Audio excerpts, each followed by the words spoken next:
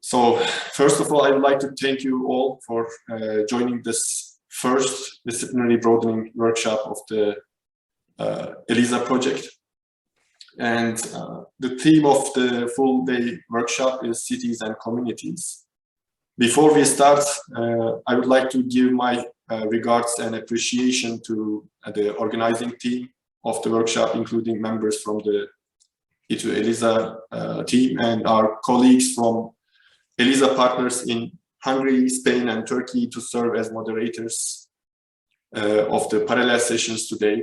We are going to have two of them in the morning and afternoon sessions. Our rapporteur, Emine Görgü, from the Faculty of Architecture at the İstanbul Teknik Üniversitesi, and representatives of the Work Package 8 of the EELISA project. So I'd like to welcome all our speakers and participants who took out their valuable time and joined us today to be part of this workshop. We have a full schedule today, filled with many exciting talks and activities. We are going to have an opening, as I'm doing right now, to introduce what our plan is, then some of the details about the EELISA project and Work Package 8. After the introduction, we are going to hear the first keynote speech from Dr. Roger Hadcraft. And that's going to be titled Educating Interdisciplinary Engineers for Future Cities and Communities, which is quite in line with the topic of our workshop. And after the panel, after this keynote speech, we are going to have a panel session in which we are going to hear 5 speakers from different backgrounds and different levels to hear their perspectives on the engineering and non-engineering competences in the area of cities and communities, and interdisciplinary challenges and some of the good practices that they have experienced in their academic lives or industrial experiences. After the panel session, we are going to have parallel activities in breakout rooms in 4 different subjects, which are infrastructure and mobility, energy and climate change, culture and inclusiveness, and buildings. And we are going to have parallel breakout room session before the lunch break and another one in the afternoon after the second keynote speech. So briefly, in the morning session, we will facilitate discussions on skill gaps in the domain of cities and communities, and the challenges and barriers in the successful implementation of innovative interdisciplinary engineering models. In the afternoon, after the second keynote, we'll be brainstorming about innovative teaching and learning activities to address some of the challenges that have been raised in the morning session. And some of the potential bridging models and pilot proposals may also arise, which we hope as well. So as I said, we are going to have 2 keynote speakers. So the afternoon session is going to start with the talk by Birgül Tantekin Ersolmaz, who is the Vice President of NIA. And she's going to be talking about the accreditation challenges and some of the good practices for interdisciplinary engineering education programs. And this is going to be followed again by this parallel breakout workshop, which is going to be take for 1 hour. And at the end, we are going to have a panel session to be moderated by our breakout room moderators, and to discuss what we have learned today and to briefly draft a document that's going to include some of the expected outcomes of the workshop. So these are going to include some of the strategic statements and operational statements and some of the interdependencies of the workshop with other work packages of the EELISA project. With all these words, I hope that we are going to have a productive workshop which will be worth your precious time. And with this, I would like to just show an introductory video on the European Universities Initiative and then EELISA projects before Dr. Emre Hajar is going to talk about the ELISA project in a brief presentation.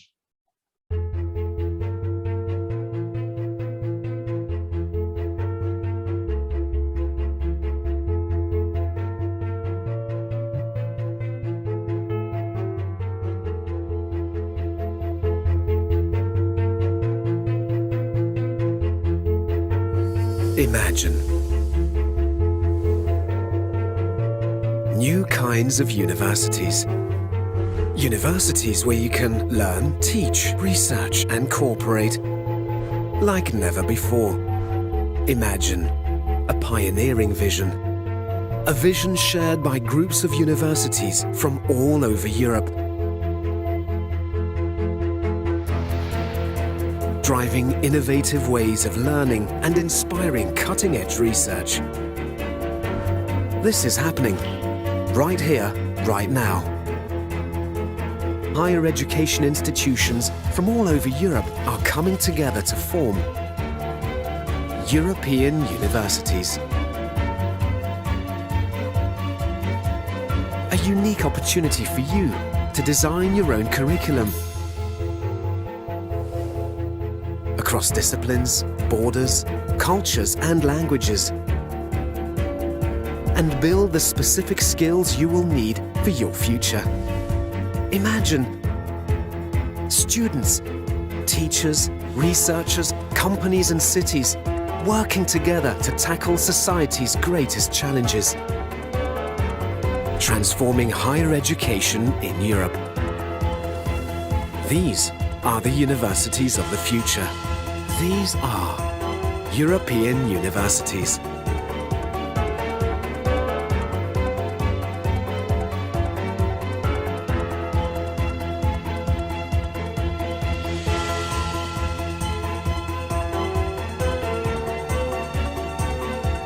Now, just imagine being a part of it.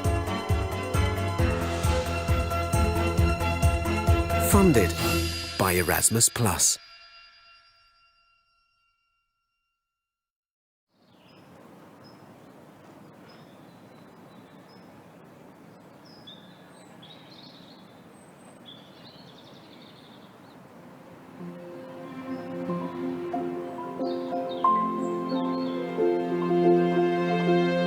Dear Laura, by the time you read this, it will be the year 2030. A year in which all people have equal opportunities, access to food, clean water and energy.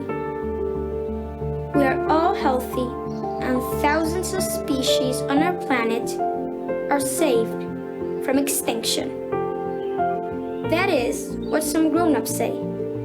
But today, almost 10 years apart, I wonder how we can accomplish that. My mom says there is a good chance to make it happen. If we all learn how to take the green path to a more sustainable way of living. If we embrace the know-how of experts, students, teachers, and society, and we connect it to real people's needs. If we mix disciplines, people, and ideas, we design technology and combine resources to solve challenges with love and creativity. If people go beyond borders to learn and work in cooperation with others, celebrating diversity and inclusiveness.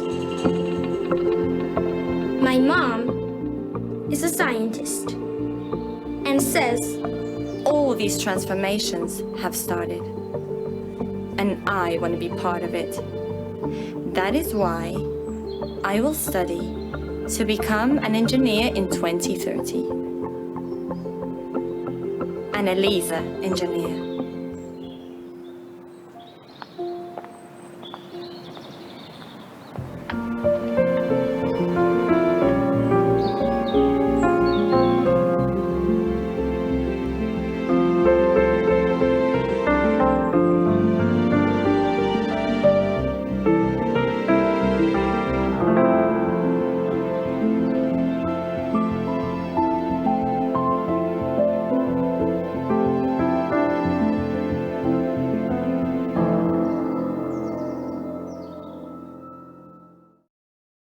Salih, thank you very much. Welcome all. Good morning. So thank you for being part of this event today and being part of EELISA Vision. Thank you for your time. I just want to provide a little context for today's discussion and talk a little bit about EELISA project's vision and its structure, the way we manage it. I mean, EELISA is one of the consortiums which is being supported by the European Commission. And its vision is to transform the European engineering education. In EELISA's words, it's about the reinvention of the European engineering model. So there are some fundamental aspects of this vision. Democratization of engineering education is part of it. Interdisciplinary engineering learning is an essential element of this vision.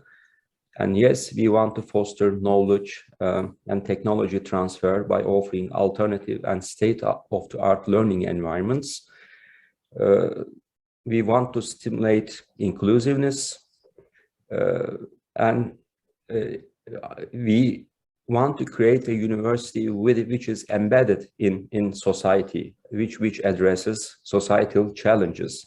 So there are a couple of ways that EELISA plans to put that vision into practice, like developing a sustainable and inclusive governance model for academics, for students, for all other stakeholders which are part of this vision.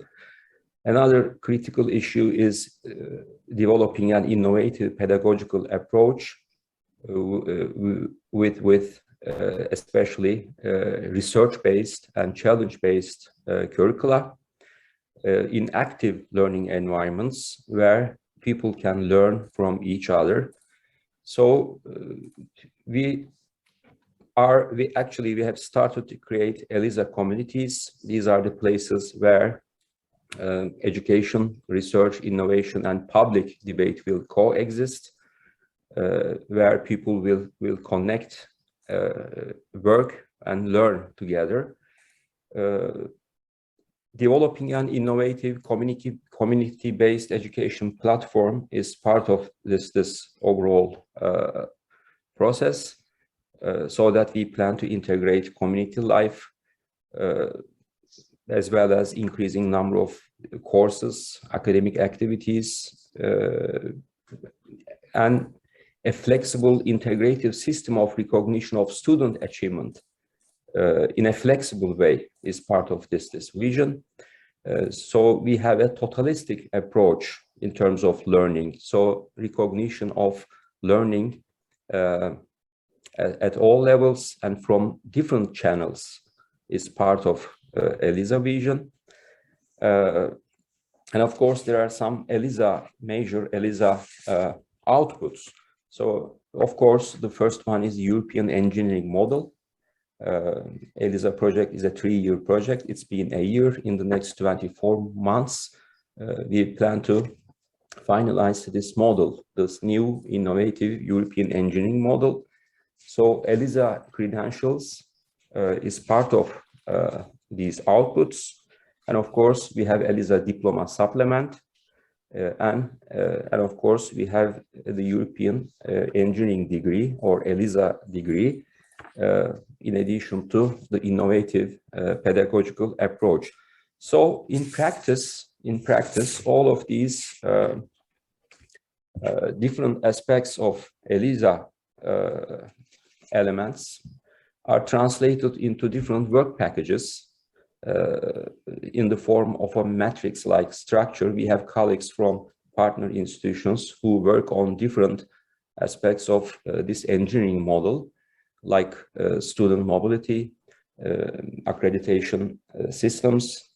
For example, we have teams who work on the pedagogical aspects, EELISA communities, and so on.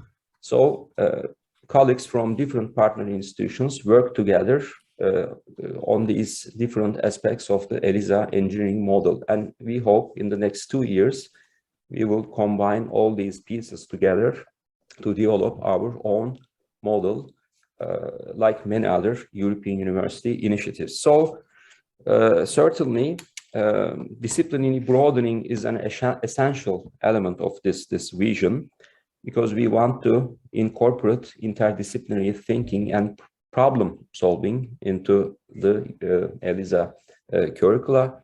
We want to make it part of all our processes. So what does that mean in practice? I mean, from first, we want to identify interdisciplinary needs of the engineer of the future. That's one of the responsibilities of the work package 8, which focuses on interdisciplinary broadening. We focus on bridging models for multi-skilling in engineering education. We want to identify engineering skills need of other professional domains. We want to design bridging models between engineering skills and other professional domains, and we want to implement multi-skilling pilots for other disciplinary domains. So I can say that ELISA project is basically based or uses an action research methodology. We conduct pilots in all the work packages of the ELISA project.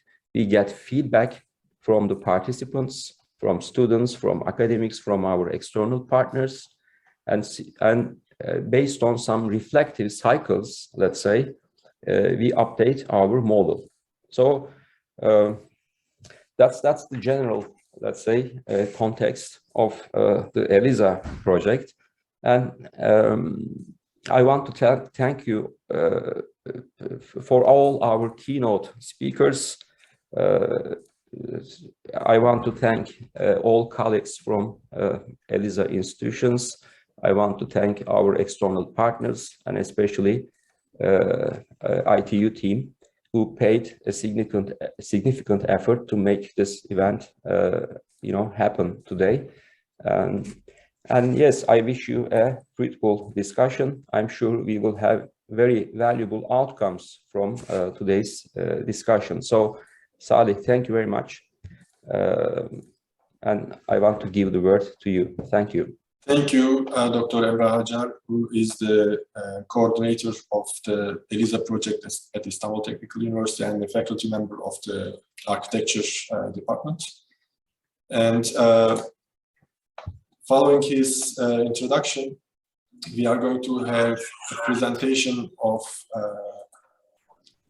work package 8 and workshops from Professor Calogero Odo from the Santana School of Advanced Studies, Pisa. He is the associate professor of bioengineering and the leader of the work package 8. So he is going to be talking about the work package 8 objectives and the workshops that we are organizing. And today is the first one, and he's going to make us aware of what we need to expect from this event and from the future events. Thank you, Hamza. It is a great pleasure to be here. If you please enable me to share the screen, I will briefly introduce the objectives and methodology which was defined for ELISA work package 8 on disciplinary broadening. I will speak on behalf of Professor Lorenzo Bartalesi, that is a professor at the Scuola Normale Superiore in Pisa, with which we are co-coordinating the work package, and on behalf of the whole working group. Here with me, there is also Dr. Rossella Raso, that is connected in the call, that is part of the project management team of the work package 8, that is as a co-project manager as also Antonio Pradella from Scuola Normale Superiore. So Rossella will presumably attend a larger part of the workshop. I will do my best as well to be part of this day. By the way, later on, there will be also Professor Paolo Dario giving a talk that is eminent professor of my own university. The work package 8 has the objective to address the issue of disciplinary broadening in a double perspective. So basically, on a perspective of introducing into engineering curricula and methods that are typical of non-engineering disciplines, and vice versa, to integrate into non-engineering disciplines engineering competencies. So it aims at identifying properly which are the contents that could be added into engineering education, and vice versa, how engineering education can contribute to other fields. For investigating this aspect, we called an initiative of disciplinary broadening workshops, and we thank a lot the team at ITU and all partners organizing this workshop for responding to the call proposing the organization of the initiative today about the citizen communities. And the objectives of workshops are mainly connected to education, but of course they look also at research and the so-called third mission of university, that is how to make an impact. Basically, the main aim that we expect to take out from the workshop is to identify the major challenges with educational implication, with both bottom-up and top-down definition of topics. The workshops are so intended as moments of consultation with the community of stakeholders in order to identify which are the topics in which a refinement of the educational models is needed, or maybe in which educational models that are best in class, state of the art, could be considered as a reference. The objective, let me make a brief detour about the objective of work package 8 at large. So with a work plan that is composed basically of 3 phases.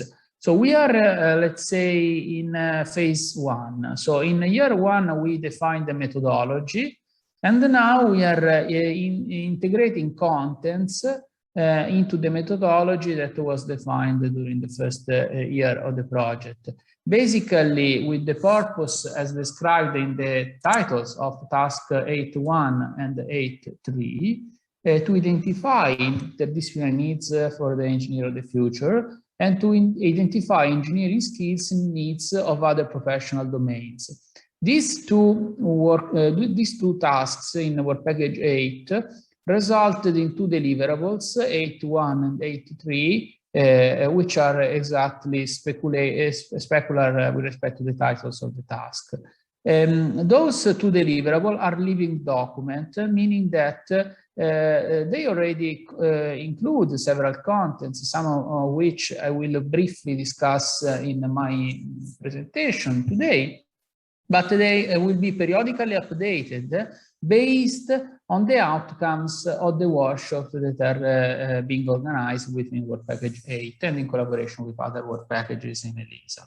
Then there are the other 2 tasks that is based on the findings of the first 2 tasks. So the identification phase, there is the design. So the objective that we have now is to bridge from the identification of the needs towards the design phase in order to implement, start going towards the implementation phase.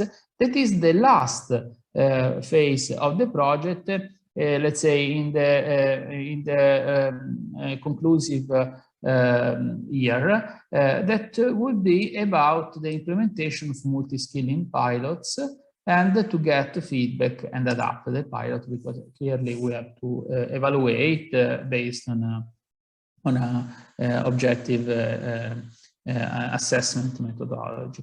What do we expect from the workshop? We expect to get a statement as an outcome of the workshop that is described in the deliverable 8.1 and 8.3 that have been submitted and shared with the partners of this work package. Basically, we expect to have a statement associated to the workshop. So based on the discussions, a rapporteur will edit a report detailing which are the participants, the number, the category, aspects related also to diversity and inclusion, and so on. And then some technical report, including which could be the recommendation that are defined based on the discussion undertaken during the workshop. Okay, so statements could be relevant as an example in terms of which are the target students that are being addressed within the discussion, which are the learning outcomes that are connected to the discussion of the workshop, which are the teaching forms which have been discussed during the workshop and have been considered as a good example or maybe as examples to be refined and improved, which is the required infrastructure to implement the vision proposed, and the involving academic sectors and the relationship among them. This is just some of the topics that could be part of the report that we expect as an outcome coming from each workshop. Basically, the model that we have in mind is clearly to be a deep expert in a discipline, but to be able, in order to address to the major challenges that today's society proposes, to be able to bridge also with other disciplines, with vertical experts. So a possibility is to be expert in a specific field and then to build somehow bridges. But these bridges are very difficult and so can be very complex to activate and to connect. So the idea is that on which there was a consensus among the participants in work package 8 so far is that the educational models that we could propose are described by the so-called educational T. That means a specific scientist, a technician, graduate in a field is as a vertical layer of competence that gives the depth of the expertise, but also has the capability with the top part of the T to enlarge the vision towards other fields, therefore is capable to interact with other disciplines and establish better synergies that could address the challenges of the future. Let me conclude this introduction and wishing you all the best work for today with a very quick conceptualization about the educational processes from elementary school towards a PhD. Basically, this makes us reflecting a lot, as you will see, thinking a lot, as you will see at the end. So you can, this is an adaptation from a Mike illustration that is published in the referenced link that I integrated in the slide. So you can imagine a circle that contains all of human knowledge.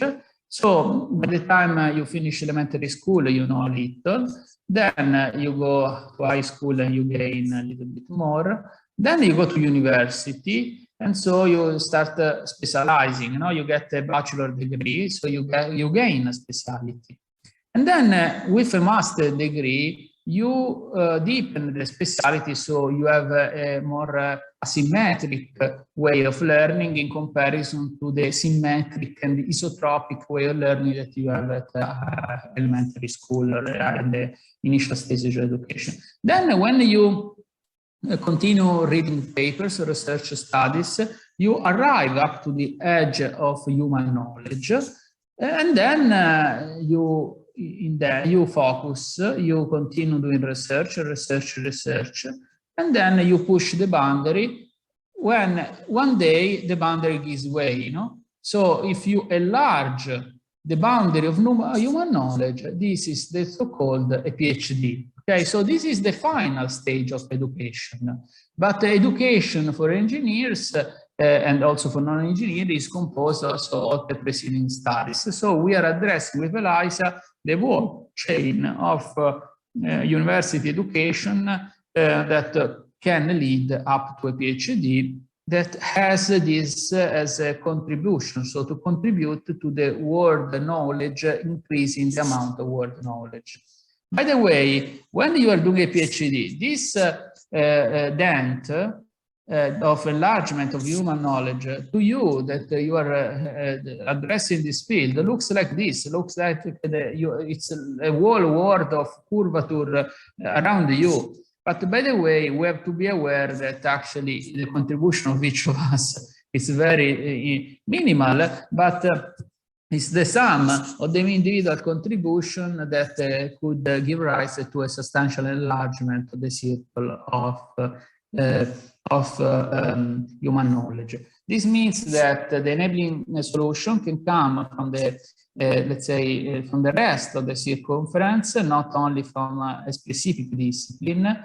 And by the way, the rest of the circumference can change priorities also in a specific research field that is connected to each of us. And by the way, it's very important to communicate and share ideas in order to have more impact.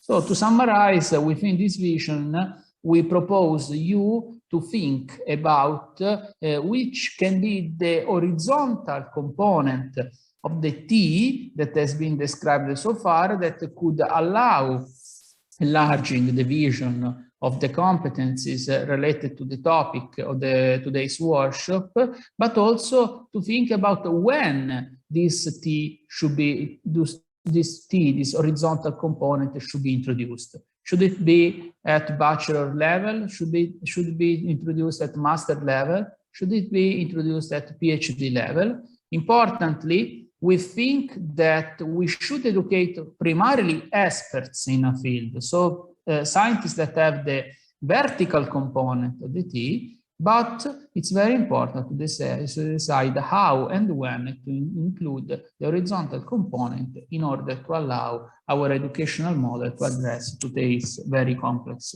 challenge in society. Thank you a lot, Hamza, for organizing this, and thanks for inviting me and giving this introductory talk. And I wish you all the best, because we have great expectations from the outcomes of your initiative.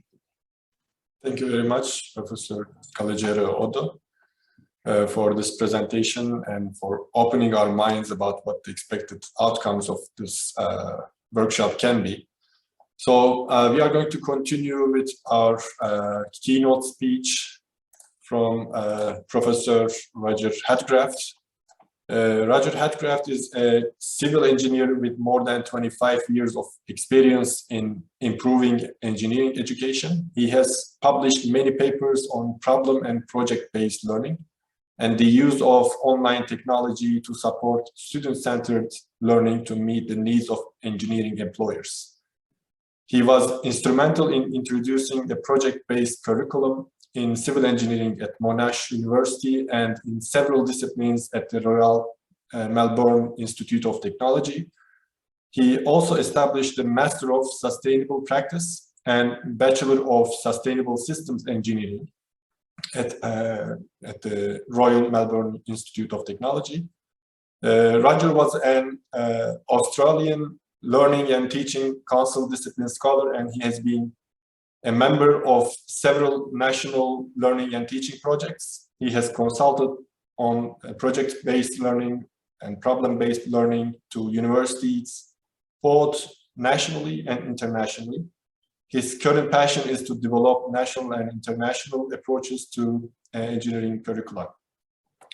I first met Roger at the CEFI conference, where we had also some partners from İstanbul Teknik Üniversitesi and part of EELISA project, and we were impressed by his talk over there. I guess his talk is going to be opening our minds further before we get into workshop sessions. So his talk is going to have a title of Educating Interdisciplinary Engineers of Future Cities and Communities, which is quite in line with the objectives and the title of our workshop. Okay, right, Dr. Hadgraafs, the floor is yours. Can you share your screen? Thanks, Sally. Yes, I'll do that right now. So thanks for this invitation to speak to you today. And I must admit, this presentation is kind of a version of what I spoke at CEFI. And having listened to the preliminary speakers today, I can see that there are a whole bunch of things that I could have spoken about, which I haven't included in the presentation. So if any questions you want to follow up on, I'm happy to improvise around some of those themes, because I think a lot of what's going on in your group is very similar to what's going on here in Australia.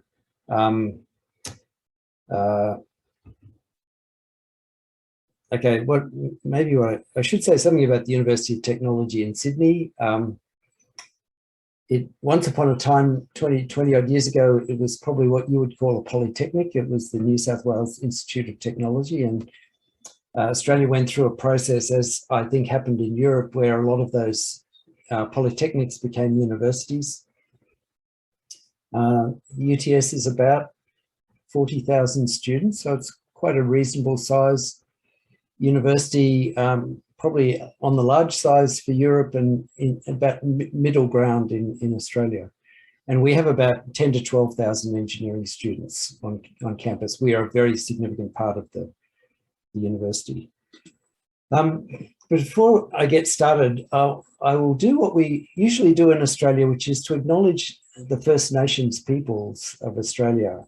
In my case, I'm speaking to you from Melbourne, and those First Nations peoples were the Wurundjeri people of the Kulin Nation, and pay my respects to their elders past, present and emerging as the traditional custodians of knowledge for this land. And it's a nice picture of an Australian landscape there.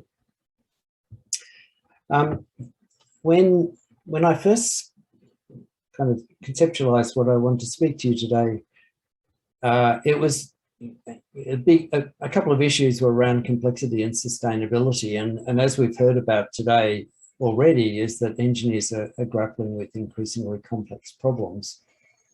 And cities, I think, are the epitome of that, because they're millions of moving parts, and they're just the people. And then there's thousands and perhaps hundreds of thousands of systems that support our cities in terms of food and water and waste and transport and all those other things. And our problems, particularly from a civil engineering perspective, are only getting much more complex.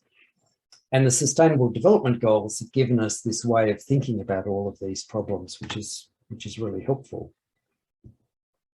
And I found this particular arrangement of the Sustainable Development Goals at that website, which you can see on the slide there.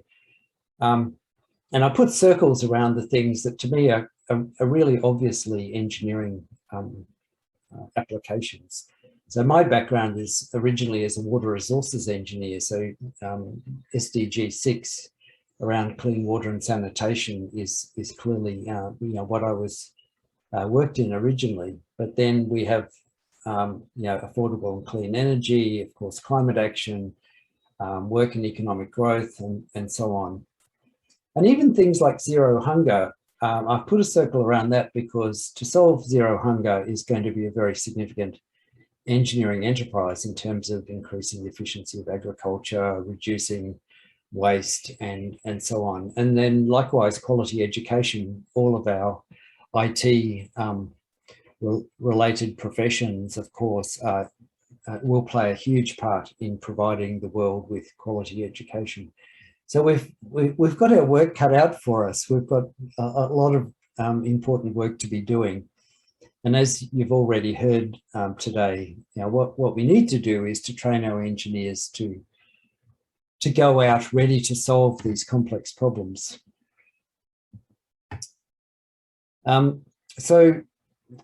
Some discussion has been happening in Australia for the last few years, and that generated a project, which is the Engineering 2035 project, which has been run by the Australian Council of Engineering Deans.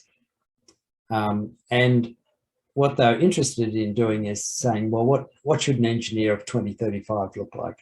And the 2035 number looks a bit odd, except when the project was kicked off in about, I think, 2018, that was about the time that we would see somebody born that year enter the university to do engineering, hence 2035. I think the Americans are currently doing a project around 2040, so much the same idea.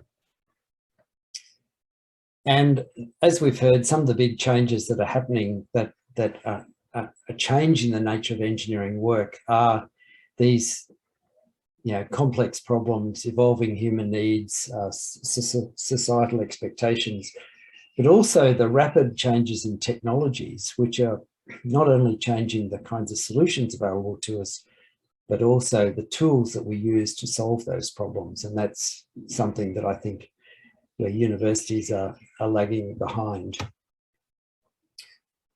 So this project, the Engineering 2035 project, generated an initial scoping study, which I've referenced there. There's a web link for you to find that, and I'll leave the slides so that you can follow that up. And anyway, what it pointed out was that the kinds of changes that are necessary, which I'll speak to in just a moment. But for a bit of context, you can see that Australia has about 36 engineering schools. It has about 120,000 students studying engineering, about somewhat more than 4,000 equivalent academics. We have mostly 4-year bachelor honours programs, although we do have some of the European style 3+2 master degree programs. You can see that about a third of the students graduate in civil engineering. And we have very high employer satisfaction, so about 90%, and we have quite high employment rates for students, so for graduates. So you might ask yourself, well, if the employers are so happy, why are you bothering to change anything? So, and just some acknowledgement for the team of people who've worked on this particular problem. So what that scoping study found was that the employers were saying things like, well, of course we expect students and graduates to have technical expertise, but we also want them to be able to tackle those complex problems. So they need systems thinking, they need complexity, they need multidisciplinarity. They need to be able to do problem finding, not just problem solving. And that often takes quite a bit of conversation with stakeholders in order to really identify what's the nature of the problem. Their education needs to privilege life cycle and societal considerations, which are intimately connected to the Sustainable Development Goals. They need to be collaborators, they need to be able to interact across constituencies, across disciplines, and they need to be conversant with the kinds of digital tools and technologies that engineering companies are using. So what was recommended is that we have curricula that produce a more humanized societal focus. And we've heard some of that already today, that we have curricula that are better integrated with real world problems, that those problems exhibit complexity that require systems thinking and design, that the whole issue of digitalization of engineering is rapid, Industry 4.0, the impact of big data, and the ability to use digital tools is an essential graduation attribute, if you like, and that we should have stronger engagement with industry and the community. And you know, none of these ideas are terribly new.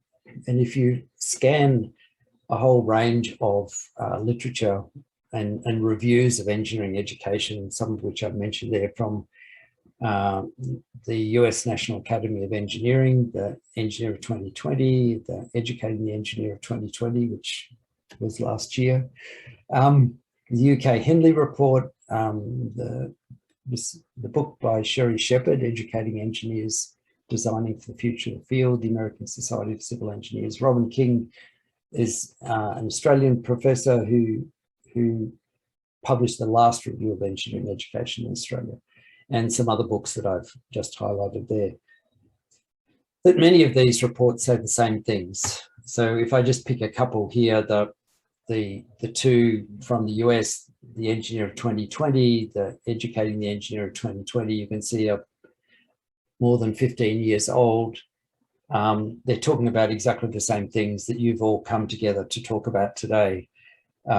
So these are not new ideas, but I think what it tells us is how difficult it is to make this kind of change happen. So I'm delighted to see the work that you're doing as a community of and consortium of universities, because that's precisely the kind of work that we also need to be doing in Australia.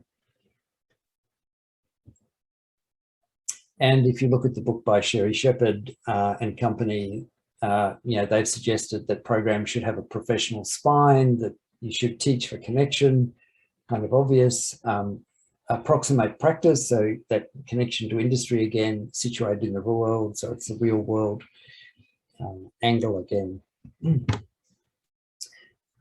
So what we need then, if we're going to change curriculum, is that we need better integrated curriculum, and you've already talked about that today, focused on development of professional skills.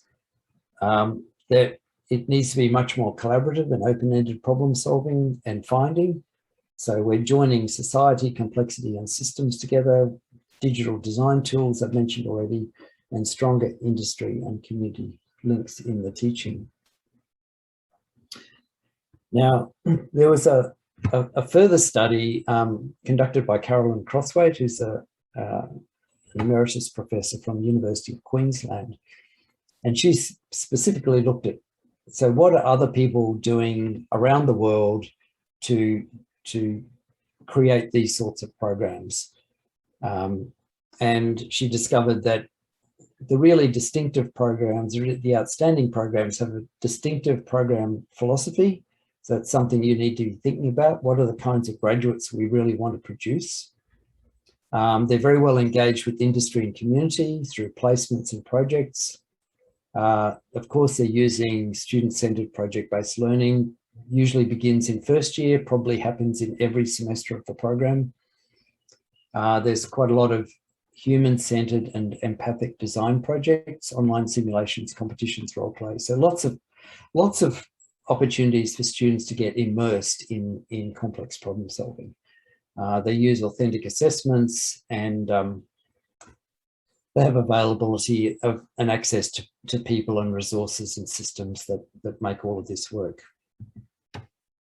So what I thought I'd tell you a little bit about is what we've done at UTS, and a particular subject that I was responsible for, which we called Summer Studios. And we set it up originally as an opportunity to show students what a different kind of learning could be.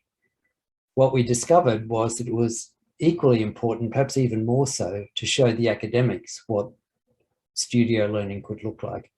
And for those of you from design disciplines, you're probably thinking, well, that's exactly what we've been doing for the last 50 years. In architecture or product design or any of those traditional design disciplines, of course, students learn through studio. But oddly enough, engineering, also a design discipline, has traditionally not used a lot of studios. So summer studio is an elective for students. Generally, students have 4 electives in their program they can use to acquire some of that broadening that has already been spoken about. So the learning objectives were for this subject were designed to be deliberately broad.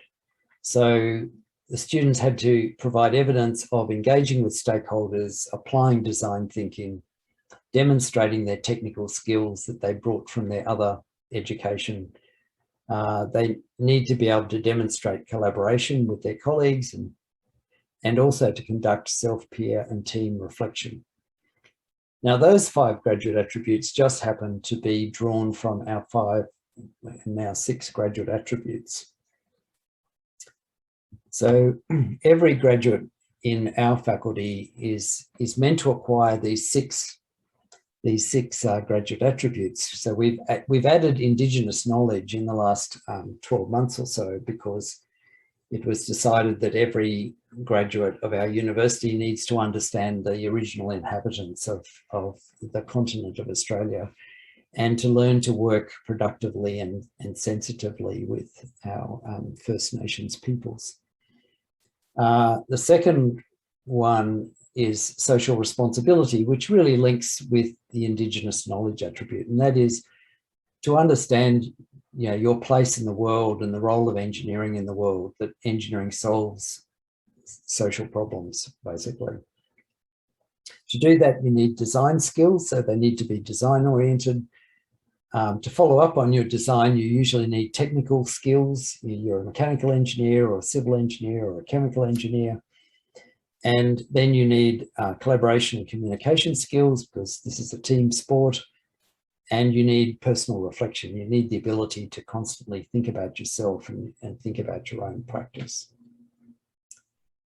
Now, I've drawn that the diagram probably looks a bit strange to you, because my inspiration was a bookshelf. So if you think of the bookends as social responsibility and personal reflection, the books on the shelf are really the things that we often teach, which is design and technical skills.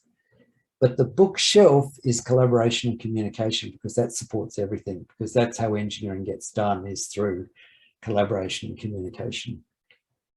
And our Indigenous knowledge attribute is kind of squares up the social responsibility bookend.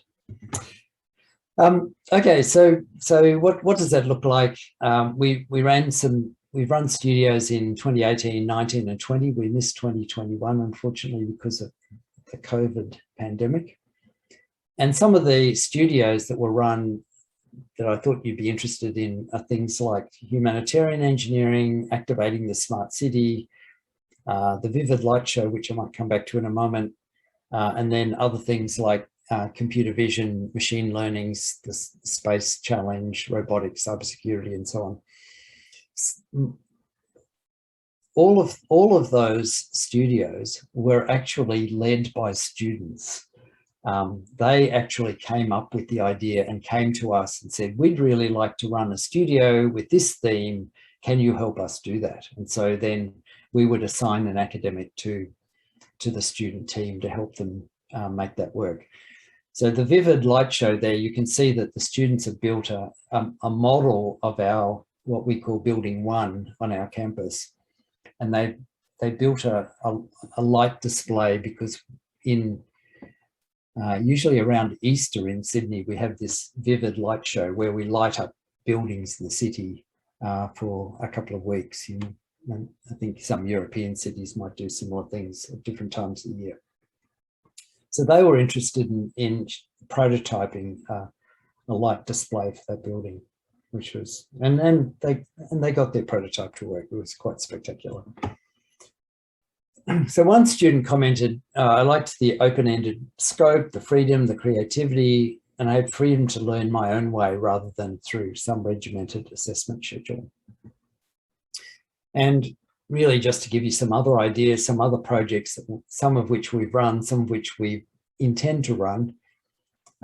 We had a project tackling the heat island effect in the Sydney Central Business District. Some groups of students looked at the very fast train from Sydney to Newcastle. Other groups of students have looked at the airport train in Melbourne. It might surprise you that Melbourne, being a city of 5 million people, does not have an airport train at the moment. Whereas when I go into European cities, there's always an airport train. Other groups have looked at the next water supply for Melbourne, and so on and so forth. So once you adopt this theme of cities and communities, there is no end of really interesting projects that students can get themselves into. And what we're doing is implementing these 6 principles for student learning experiences, which if you look up the Tomorrow's Professor newsletter, I don't know whether you know that one, are perfectly encapsulated in these sorts of studios. But I think the big challenge, and I think this might be your challenge going forward, is how do you remake a traditional curriculum? Because many of your colleagues will push back at you and say, oh, you can't possibly do that. You know, the curriculum is entirely full. There is no place for anything new whatsoever. And you've got to find other ways of making these changes happen. So, yeah, my 5 steps look a bit like this. So I'm putting aside, there's another step, I guess, which is just start from scratch on a blank page and do it all from the beginning. But if you don't have that opportunity, the easiest way is step number 1, which is to start small and do small things. Do small projects in several subjects. You know, we did the summer studio as a way of making a small start and trying something new.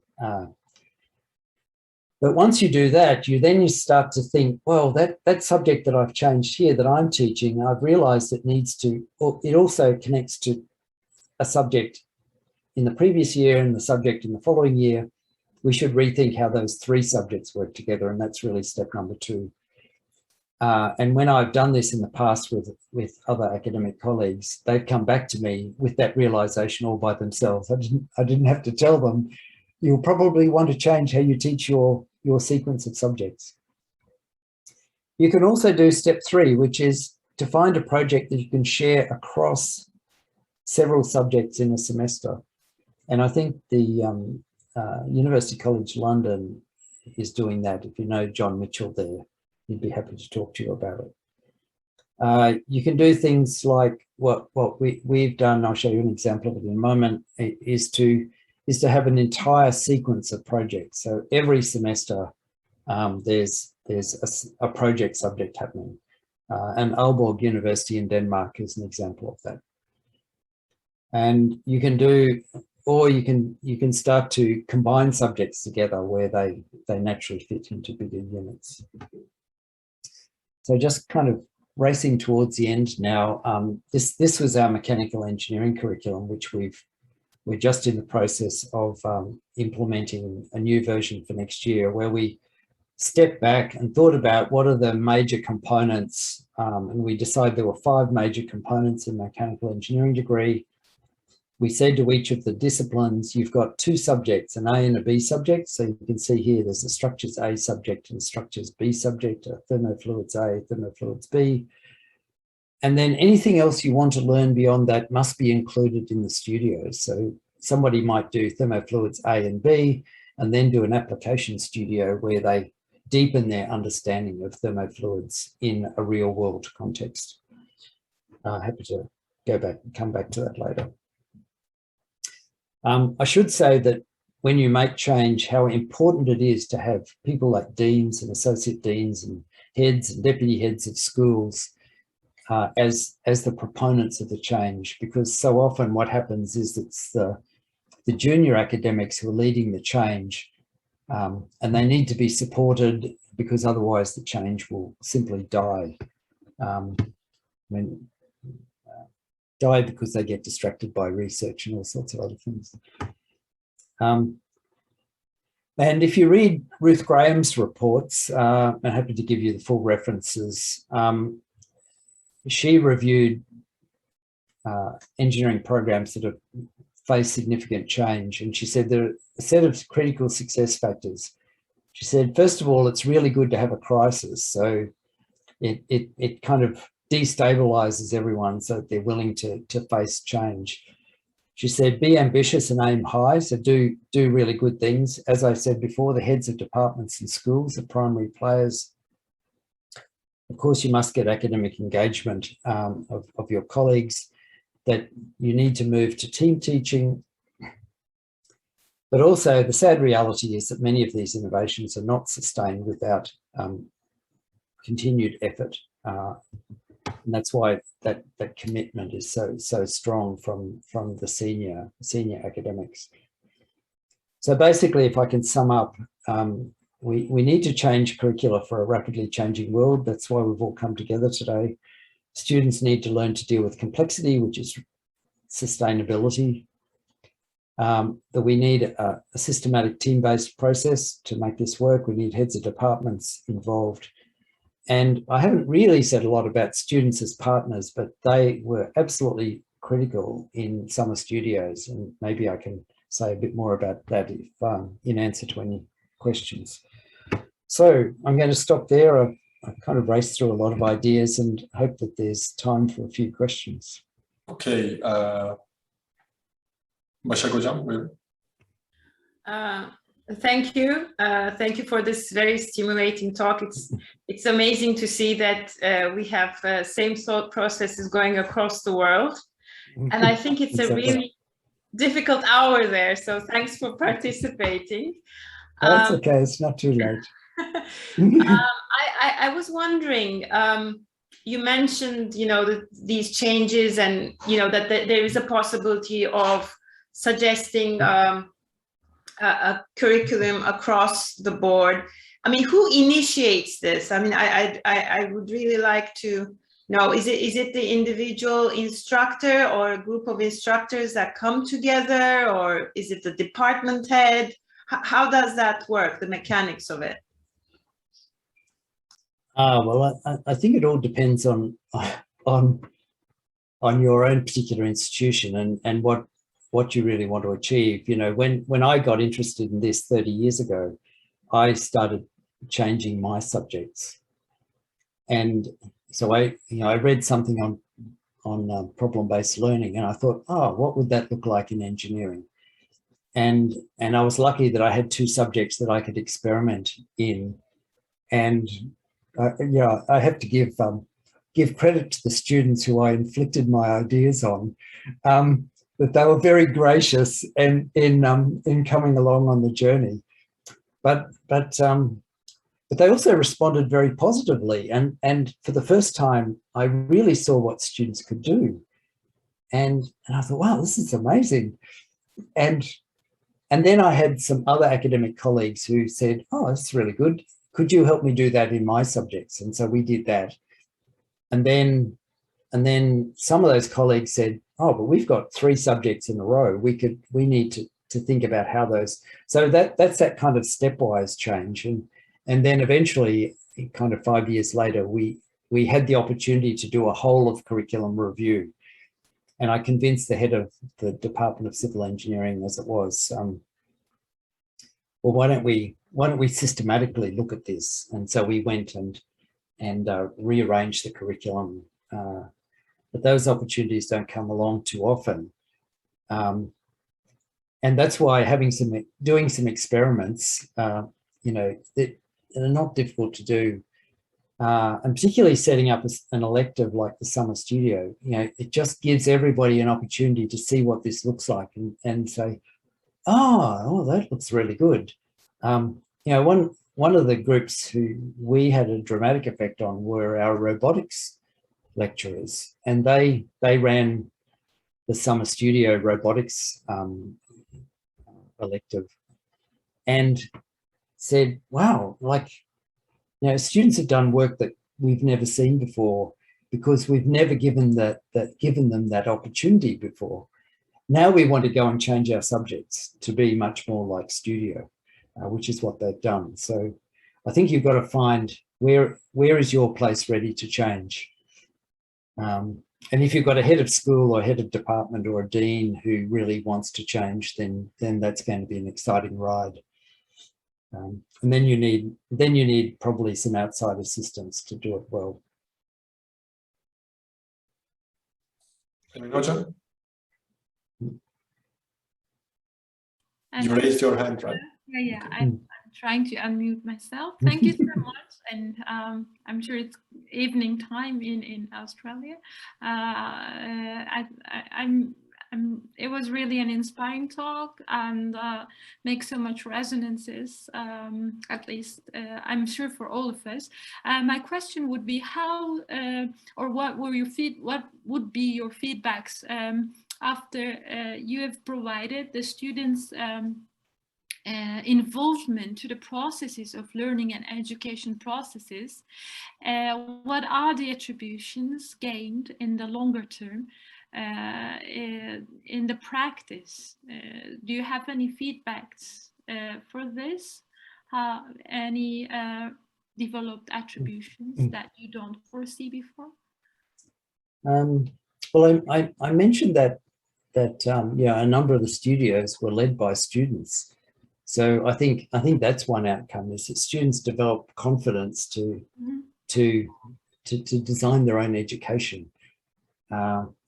And you know, I sometimes say I think we should turn the university over to the students, because if you watch them in action, it's just fabulous. Because you know, they're so enthusiastic about what they're doing. You know, there are three young men who came to me and they wanted to run the space engineering challenge. Now, I should say that we don't teach space engineering, but so these were mechanical or electronic engineering students, and they got interested in the space industry, and they said, you know, we've got all these industry contacts that we want to bring into the classroom and get other students excited about space. I said, oh, yeah, sounds like fun. And they said, you know, and they immediately fell into this idea of, oh, but we'll have to give them some lectures about all this stuff, you know, orbital mechanics and other strange things. And I said to them, I said, look, I think it's a great idea. Please don't think about giving them lectures. What you want to do is get them involved in exciting challenges. So they brought their industry speakers in to talk about what are the things that are going on in Australia around the space industry. And the students broke up into 3 groups. They each chose a project that they were going to work on. And in another presentation, I've got a view of the students were prototyping a foldable solar array, which they were very, very excited about. And it wasn't that much not long after that we discovered that NASA had developed a very similar thing. So it was just fantastic to see the students really involved in their own education. But I think another example is a student who saw me quite many years ago now, who said, you know, the thing I learned in your class was I could teach myself anything. So he was a civil engineering graduate. He said, I've never worked as a civil engineer. I've only ever worked in the IT industry. And he said, I've taught myself everything I need to know on the inspiration of what I learned in your class. So I think that's the thing, is that students will go out and do 1,000 different things that you haven't prepared them for. And what you want to do is to give them the confidence to go and do that, because after all, we carry the world's knowledge base in our pockets. You know, you can find answers to questions at any time. That's what Google is for. The hard part is to ask the questions, and that's what they need to learn, is how do I question my way into a problem to find a solution. Okay, thank you so much. Thank you. Emre Hocam, do you have a quick question before we close the session? Okay, a very quick one. Thank you very much for this inspiring talk. My question was about resistance for change. I mean, I will share a link. We have developed a similar model in ITU. I will share that from the chat screen. And one of the main difficulties when we delegate responsibility of learning to students, people resist. I mean, this is not just academics, but also students resist for change. They don't want to take the responsibility of learning. So what were your strategies to cope with resistance? That's my question. What kind of strategies did you go by adding? I mean, did you keep it slow, or how did you convince both academics and students for change? Yeah, it's an interesting question. So I've been at UTS for a little over 5 years, and it's probably taken that long to get to a point where everyone now talks about studios. They don't talk about should we do studios. They only talk about how will we do studios.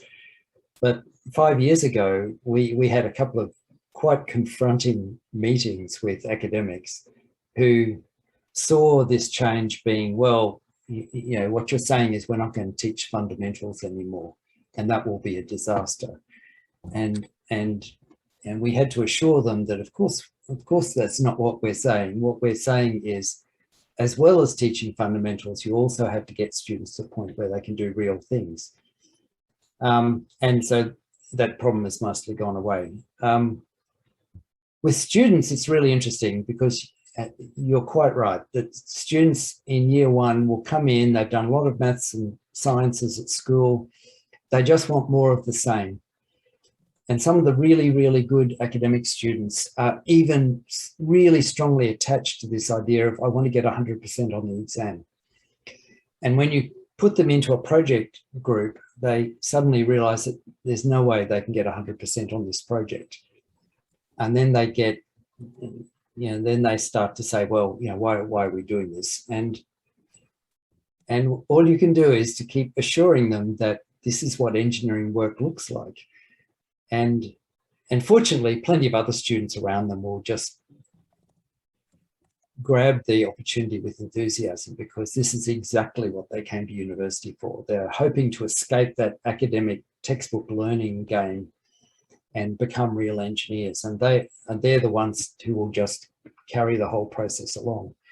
Now, they're the students who run the student societies and student clubs and things like that. So, you know, you've just got to, it's like bringing up teenagers, I guess. You know, you've got to just keep assuring them that you have their best interests in mind. Yeah. Thank you, Roger. Final question from Çiğdem Hocam. Can you unmute your microphone?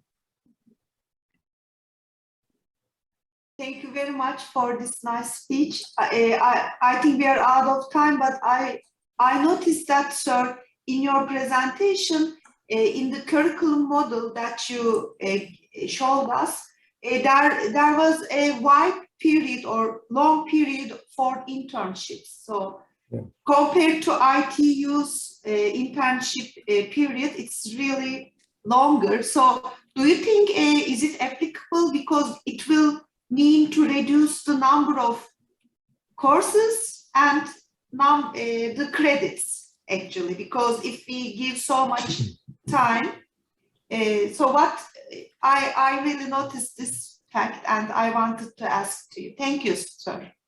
Yes, thank you. Yes, what we've basically turned a 4-year degree into a 5-year degree by adding a year of internship. Exactly as you pointed out, there are 2 6-month placements. So that stretches the degree from 4 years to 5 years.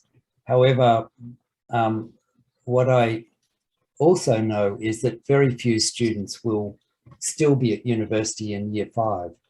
They're usually working, their last internship turns into a full-time job and they finish their degree part-time. So rather than thinking, oh, does that mean I've got 5 years at university? What it really means is I've probably got 3.5 years at university at best, because then I go on my second internship. The company says, we love your work, just stay on and finish your degree part-time. And that's a very common story at UTS. But most Australian universities don't do that. There's only a handful. There might only be 3.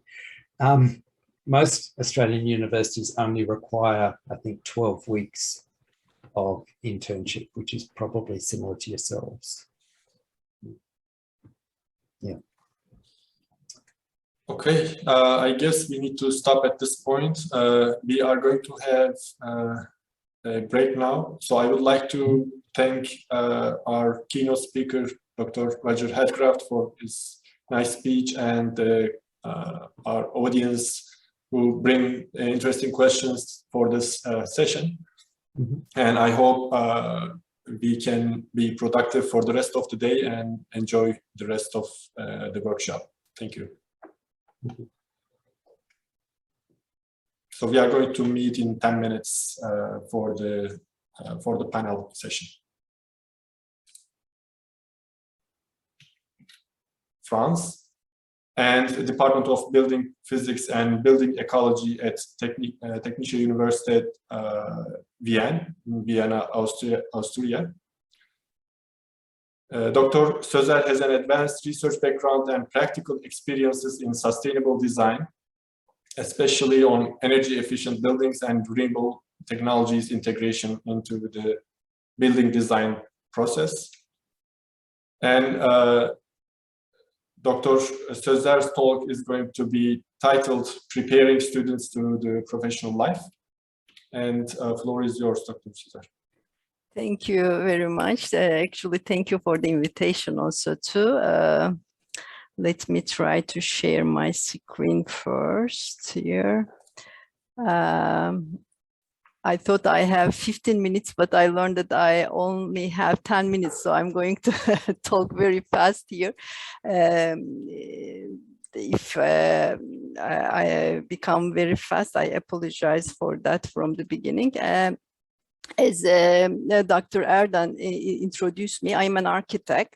I had experience with interprofessional project programs that was established to prepare students to professional lives. So therefore, I'm going to share my experience with you today. When we look at higher educational programs, actually last 2 decades, existing higher educational programs directed their focus usually towards the programs and curriculum developments that wants to improve, enhance the employability of their graduate. At the same time, most of the higher educational programs develop their courses and curriculums by modifying in the same times by modifying their curriculums to enhance both graduate and undergraduate levels entrepreneurships.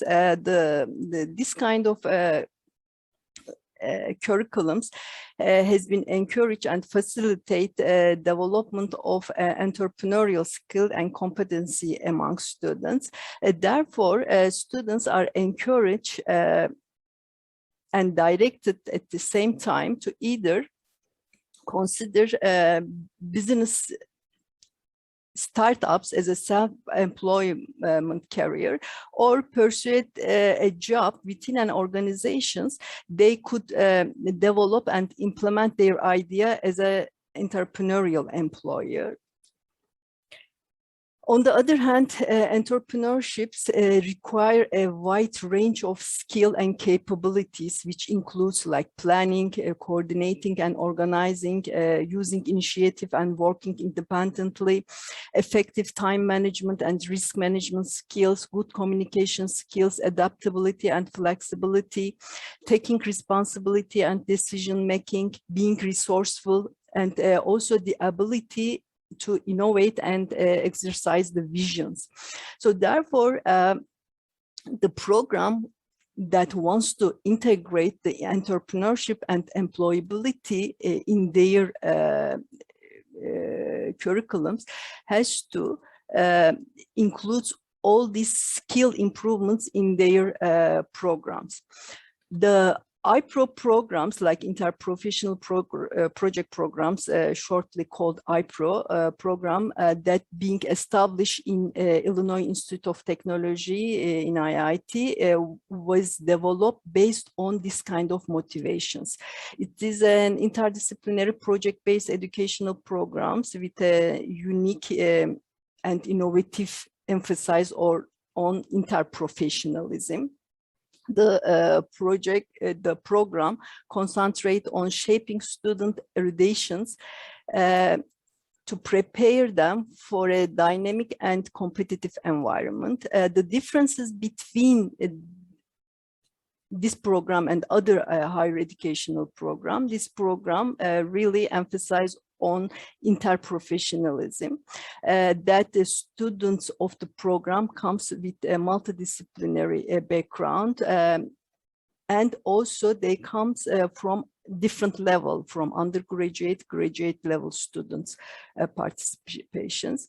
The main and important elements of the program is a well-defined real-world problem, and these problems actually defined with educators of the program. Educators will guide the students on to solve these problems, and students are the one who will solve the problems.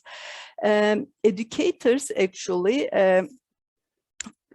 is a team of professionals, consist of university faculties that comes from different background with diverse expertise, representative of sponsoring organizations, that those sponsoring organizations are the one who bring the problems. Usually they are the one who has these problems and define the problems.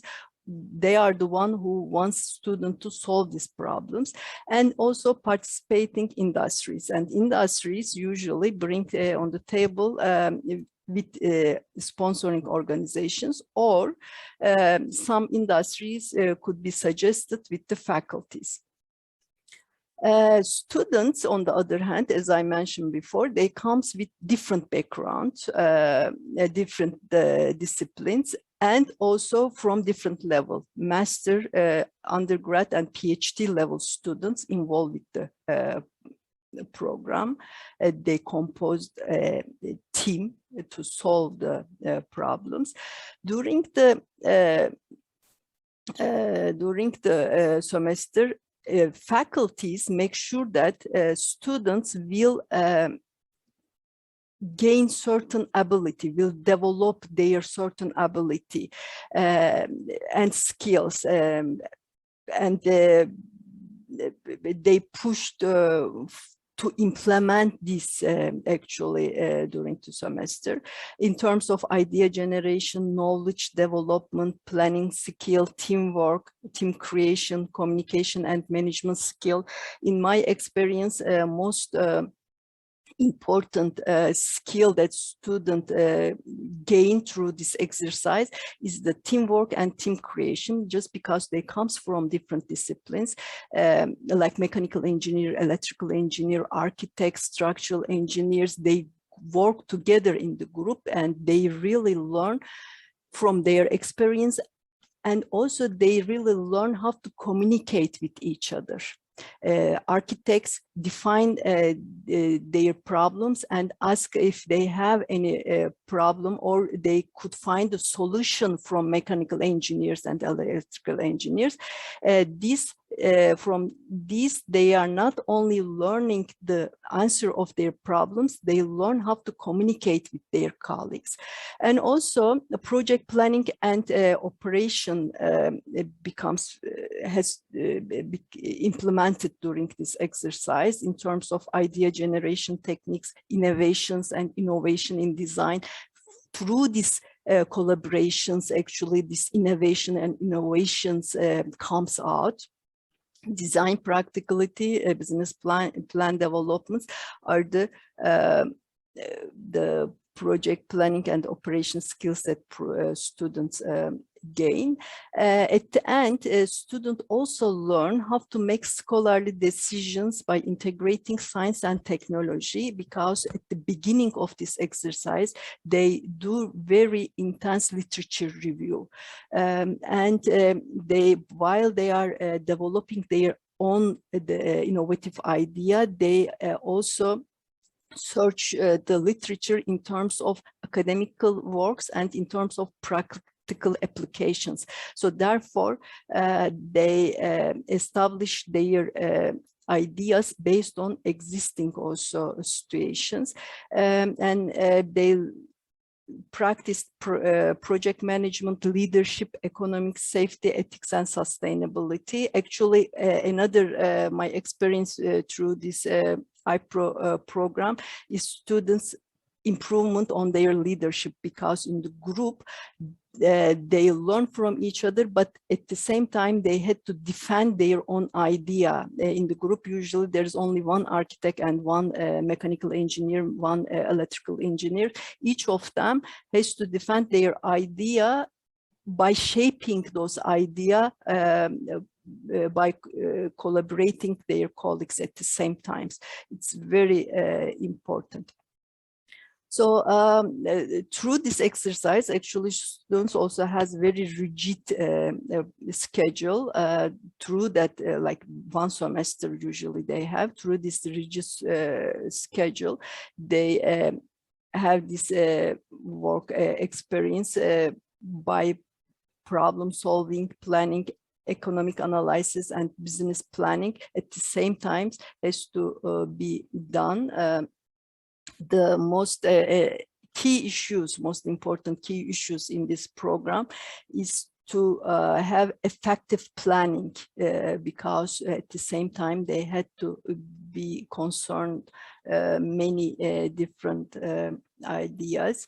Therefore, students are directed to develop and emerge from this experience as mature professionals and knowledgeable about emerging worldwide problems. I'll give a couple of examples that when I was teaching, actually I took iPro as a student when I was a PhD student. Later I teach this course over 2 years, like 4 semesters. I developed the iPro course. This is one of that course that I think it was my first iPro course, that being sponsored by Skidmore, Owing and Merrill. SOM is the big construction companies. They had their project, the SOM already designed their project. Skidmore wants to construct a building in the Riverside in Chicago, building owned by Trump. He was in a president then in 2002. He was only a rich guy, and SOM designed his buildings, wants us to improve the energy performance of the building that they already designed. So we had the teams from the students. You can see each student's name, and each student comes from different background. And one group wants to improve the energy performance of the buildings through facade, building envelope. Innovative part of this, by working closely to the PV companies, they wanted to integrate the solar cells on the jalousie of the windows.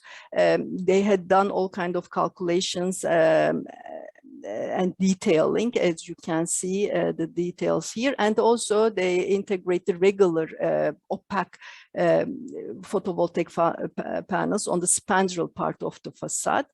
And meanwhile, of course, they had done very intense literature review. They searched about what kind of existing building integrated facade systems, PV facade systems is out there.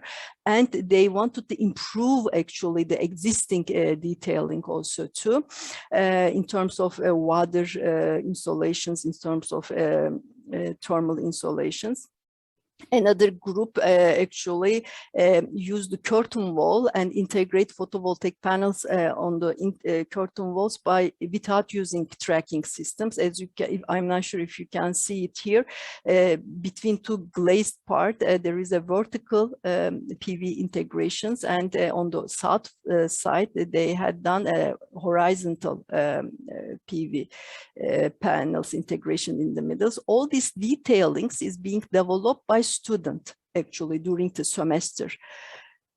Of course, I'm not going to go in details with this. And another group also worked on wind turbine, for example, if it could be possible to integrate turbines on the facade. Another group, just because Chicago is the windy city, if they can take advantage of wind by using chimney and taking advantage of stack effect. This is another project is being done in Dubai. Mr. Al-Ghurari wants to have a campus under his names, and the project was developed, and we again took the project and want to improve the energy performance of the project. Our sponsor was Mr. Al-Ghurari, and students again within the team start working on the problems and identify the literature, and accordingly develop their own idea. Just because Dubai very hot, and they start working on how they can take advantage of natural ventilation, how they can integrate, for example, green roof, photovoltaic roof, courtyard in the design, and they had done all kind of daylighting analysis and simulations, even if on the ground floor, if it was possible to take daylighting kind of solutions. Here, students start working in the group. For example, one is an innovation part of this project also. One group start working on if wind turbines would be possible to integrate in the buildings to improve the performance.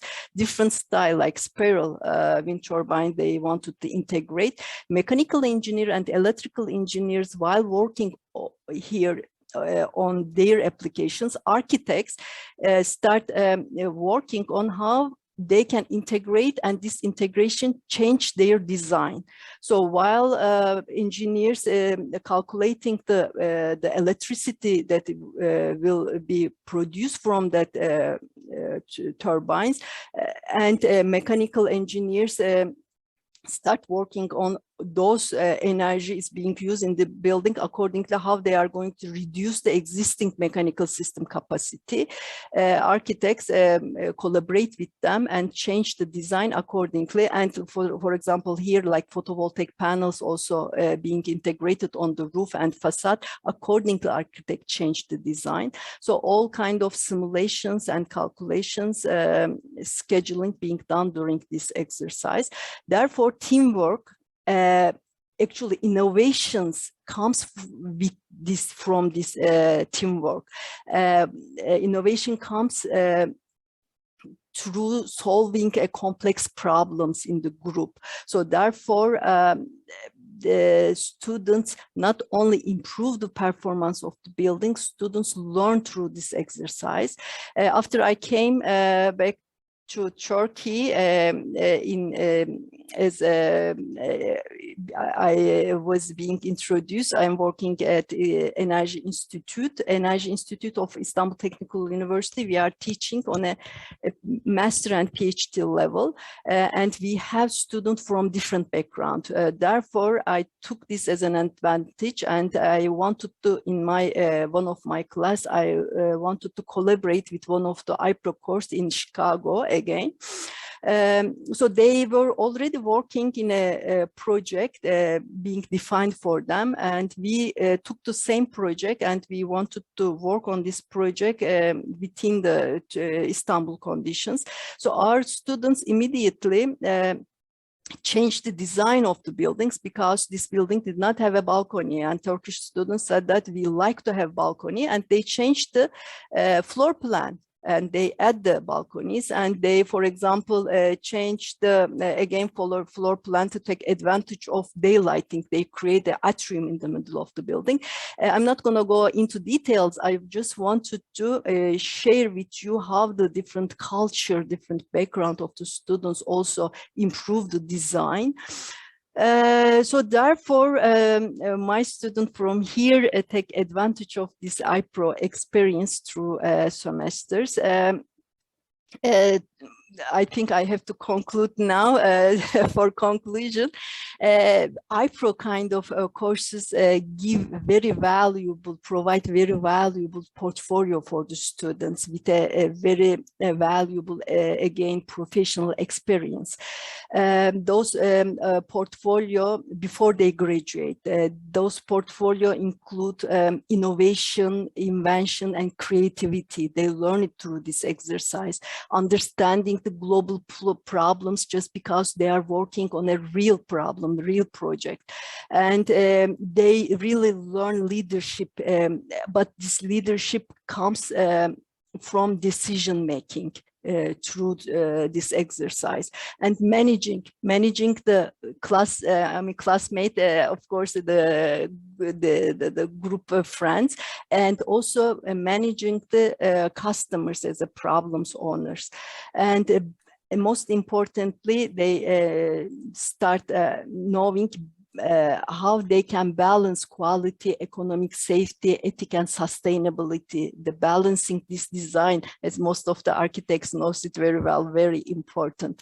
Therefore, iPro kind of course, I believe, I really support those kind of classes, provide students an educational experience that has a unique and unrevealed emphasis on interprofessional team project focusing on global and social cultural factors.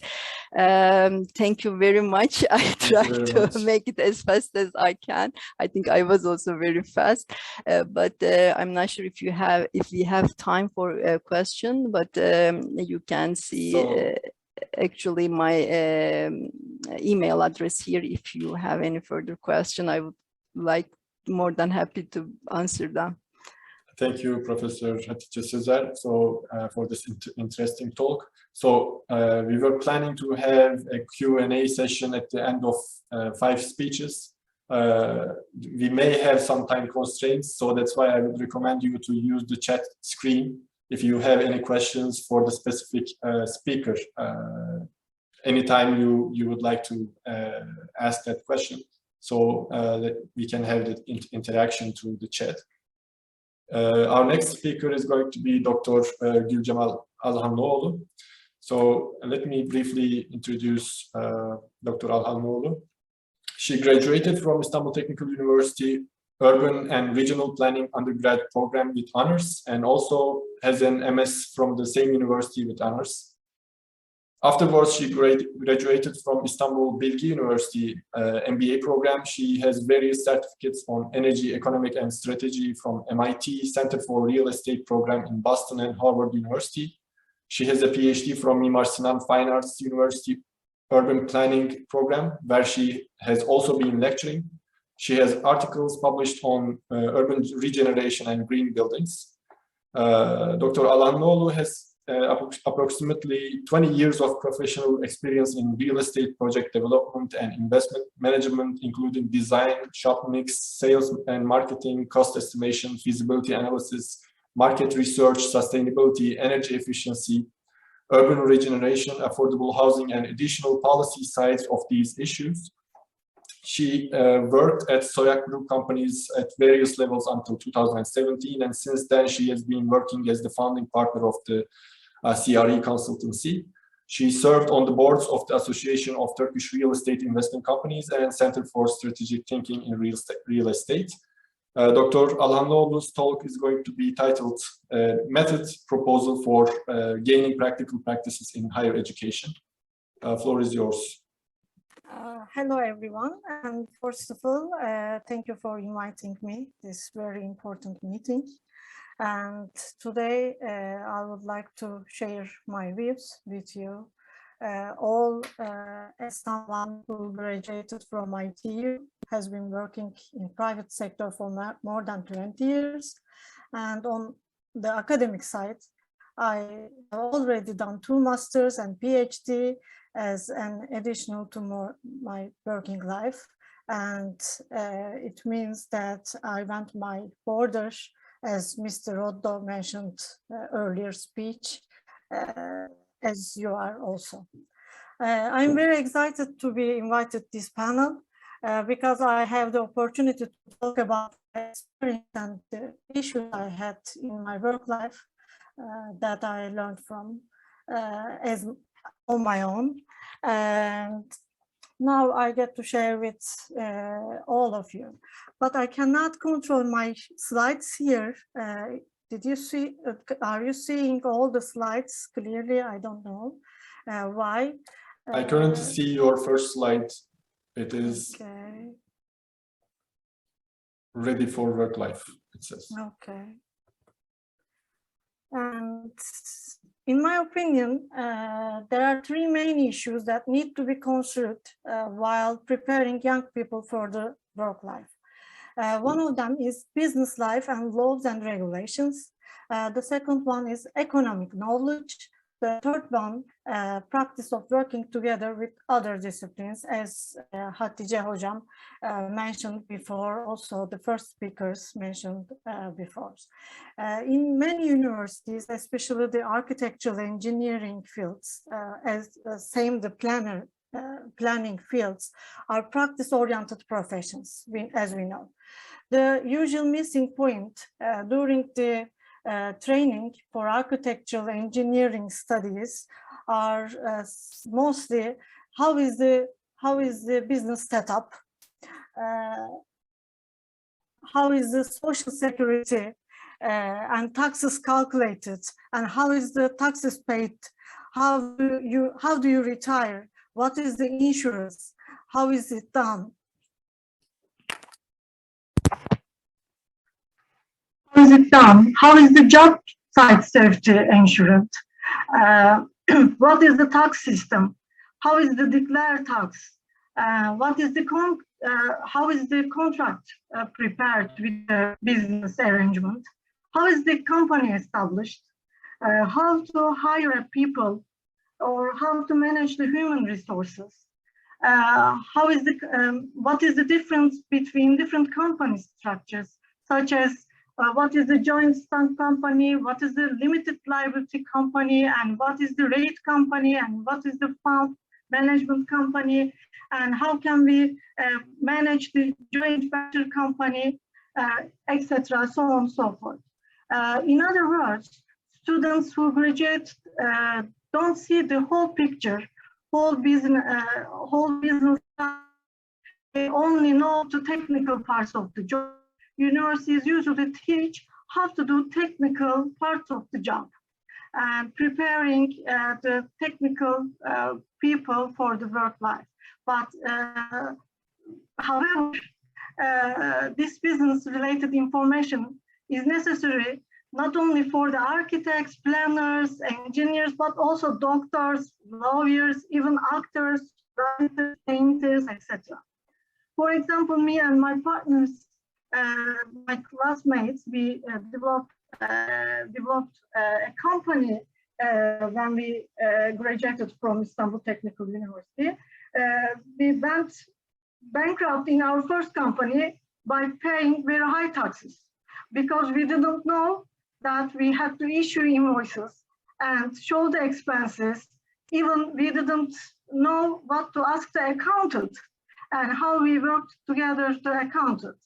So it is important topic. I think we should consider about the business life, laws, regulations, different from the technical part of laws, because we get the courses in planning department to laws and regulations about our technical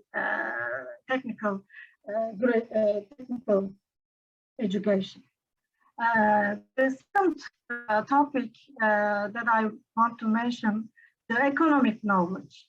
Again, while the profession is through the technical training, The economic knowledge is generally either weak or absent. However, an architect, civil engineer, planners, ultimately do their jobs earn money. But it didn't match the questions. Actually, I didn't met these questions during my whole education life, except my MBA. What is the financial feasibility? How to borrow? What is the loan? What is the collateral?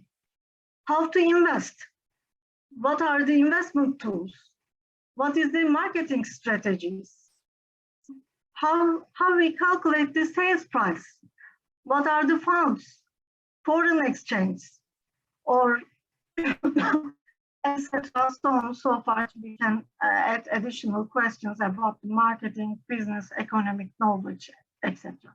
Engineering and architecture and planning students usually don't take the sufficient business, marketing, or economy-related courses during their education. Again, the issues for people of all professions, not only the architects, not only the planners, but also the doctors, lawyers, writers, other professions. Issues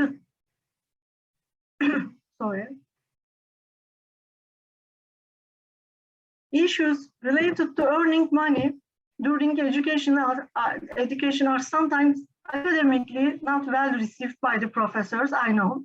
Between ethics and making money, the subject can be tossed around, but in applied professions, preparing students for real life, where it's not easy to earn money, here in Turkey especially, is critical. Considering that the amount of independent employees, entrepreneurs, and freelancers has increased all over the world, especially with the widespread of use of the internet and social media. It is critical that every graduating student knows the economic approach towards their job. So finally, I would like to talk about working together with different disciplines. As Hatice Hocam mentioned, very good examples. And through my education, I was taught that urban planning is an interdisciplinary profession. But during my education, I met only 2 professors who were not planners, and they were in elective courses. However, the fact that professors and students from different disciplines are together in the project courses, in the juries, prepares everyone for a better business life. In terms of being a good methodology for this, I would like to talk about the case competition held by MIT, which I learned years later. If you want more detailed information, you can check it on MIT website. Also, Başak Hocam maybe knows very well. In this competition, students are given a real estate development project, and master students from different disciplines study the subject in groups, and the team developing the best projects win. As I said, I will not tell you the details of the competition. Once I had the chance to attend the final presentations in London, and students group of different countries of the world were developing a project for land by the river in London. Teams included different background students such as economics, architects, planners, marketing, even sociologists, lawyers, so on and so forth. Same as the juries included different backgrounds. 3P juries I called professors, professionals, and politicians. London, for example, London Planning Municipality attended the jury that competition. I thought this approach could be used during planning training. because I know planners take 8 project courses in here, and also same with architects, civil engineers, and almost all students do many during projects during university life. Then why not give an interdisciplinary project course with the others? So they are prepared for environments in which they will work through their lives. Because I know in real life, for example, planners work with architects, engineers, sociologists, lawyers, and civil engineers, politicians, real estate developers, but not only the planners. As a result, we should prepare the students for life with more wholesome approach. Thank you very much. It's a really quick presentation, and I couldn't manage my presentation, so I will send to Hamza Hocam. Maybe he wants us to share with you. Thank you very much. Thank you very much for your talk, which was very interesting to understand the business challenges of many students we are dealing with, even architecture students, engineering students. So this is very valuable. Thank you very much for your presentation. So our next speaker is a PhD student. Bettina Simonetta Jäger is a first-year PhD student in the Department of Environmental Economics at Budapest University of Technology and Economics. Her research topic is the analysis of urban transformations in the relationship of sustainability and climate adaptation. During her doctoral studies, she would like to research the relationship of sustainability and climate adaptation, indicator systems to assess urban sustainability, the city's resilience degree, and sectors which can adapt in the best way to the changing conditions due to climate change. And she's going to talk about her journey into the world of complexity, as the title says. Hello, everybody. I would like to thank for the opportunity to speaking today. Let me share my screen. Do you see my PowerPoint presentation? Yes. Okay. So I put it in a present mode. So, as you introduced me, my name is Simonetta Jäger, and I am from BME, from the Department of Environmental Economics. I don't really have much experience in this topic of the cities and communities, because I just worked 8 months before my doctoral studies. But I would like to tell you my experiences during these 2-4 years. My bachelor degree is from international business, which is kind of far away from what I am doing right now. So I'm not an engineer, but and right now what I'm doing is really more complex than it was many years before. During my bachelor, my courses were focusing rather on the economic part. I had courses about finance, marketing, accounting, and so on. So it was really different. And if I am honest, I didn't really feel comfortable there. I always looked on the world in a different, in a complex way. And I knew that I need to expand my knowledge in some other way. During this bachelor, I had the opportunity to take green courses as well. And I really liked the master program, the regional and environmental economics. So I applied for it, and in 2018, I started this master studies. And in this master program, I really had different courses, mostly economic courses with complex aspects, and I had some kind of engineering courses as well. But I will talk about it later. And after this master program, I continued my topic in the doctoral school, and this is my second year. In the university, I had many different courses, as I said before. And as our topic is about cities and communities, I would like to focus on the urban area and the courses regarding this topic. I had urban marketing, municipal economics, regional economics, geoinformatics, and urban development and urbanism, and so on. But I wanted to highlight these subjects because they really help me to continue this topic. And during this study, we expanded our knowledge, and we got mixed aspects. We saw the problems in such many different ways, and we could find a solution in a really complex way, gaining the synergy. And during the task, I managed to see the operation, the processes of the cities in a really nuanced way.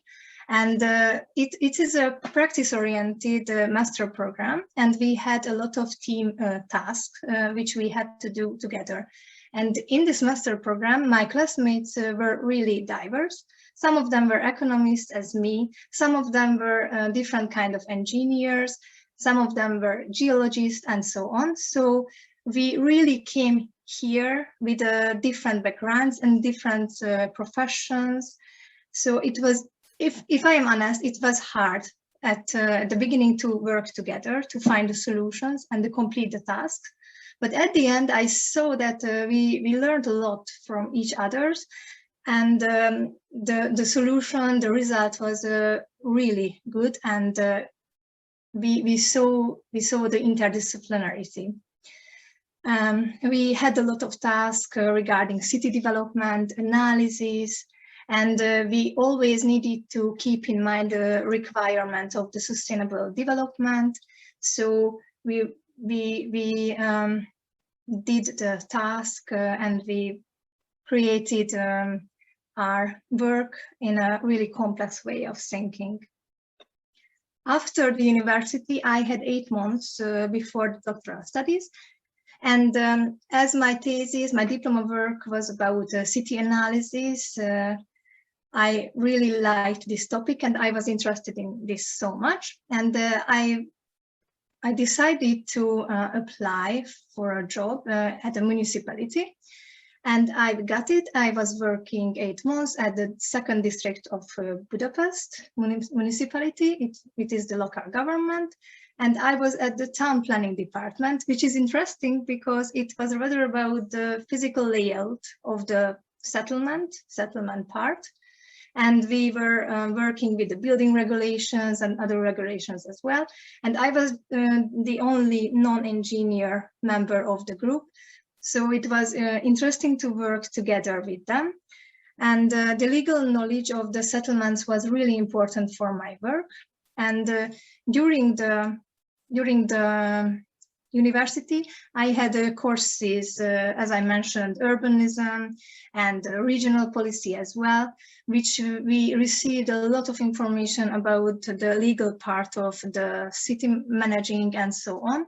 But it was really interesting to see how they apply it in practice, because it's really hard to keep in mind every requirement, every legal requirement, and I realized that how hard and how complex to build up a city in a physical way as well. The most interesting part was for me the integrating settlement strategy. This strategy is a midterm planning documentation of the Hungarian settlements. Mostly every settlement has these documentations, because midterm environmental, economic and social goals are included here. And we can say that this is a sustainability strategy. Every 4 years, they have to decide, the city council or the representative body, they decide to renew it or they create a new one. and they have to keep in mind the regulatory compliance. And during my stay, they started to renew it with an external firm, because I realized that the municipality is rather cooperative. They rather help in the cooperation and to keep up and maintain the relationship between the firms and other parts of the data providers. So I was a little bit sad about it, because I saw that a lot of task is, so the municipality has a bigger task and bigger role in this process, but they didn't really have, but they do a really lot of tasks regarding this process. And I was so sad because of the COVID situation. We needed to stop it, and we needed to take a little break in it. And because of this, I didn't have the opportunity to continue this integrated settlement strategy process during my stay. But it was interesting, because during the university, in some courses, we learned a bit about this strategy, but it was really different to see how it works in the practice, and how hard to meet all the requirements and to manage all the different groups, organizations to work together on this documentation. And I think I see the opportunity for the collaboration, the university and workplaces regarding this strategy. If I think about the urban management, the cities, the city operations, because it was interesting in the school to learn the theoretical part of this documentation. But as I mentioned previously, it was really different in the practice. And I think, for example, in my master program, the students could learn more, and they could put more knowledge from the school to this integrated strategy, because it's about sustainability, and what we learn in this master program is regarding sustainability. So I think it would be great to do it in practice, and so they could collaborate with municipalities or settlement development firms, because there are a lot of here in Hungary, and they help the municipalities to complete these kind of tasks and to create these documentations in the very best way. In summary, I would like to highlight that, as I said, in the master studies, I was studying together with different people with different competencies, qualifications, and we had these mixed courses. And I felt that during these 2 years, I really changed a lot, and I expanded my knowledge, and I really saw the world and the city city life in a nuanced, in a more nuanced, in a more complex way. And in my opinion, for my engineers, classmates improved their knowledge really a lot. And these teamworks were hard at the beginning, but with the different background, we could find a solution which was the most effective way, in my opinion. So with the different aspects on the same problem, we could find a more effective solution.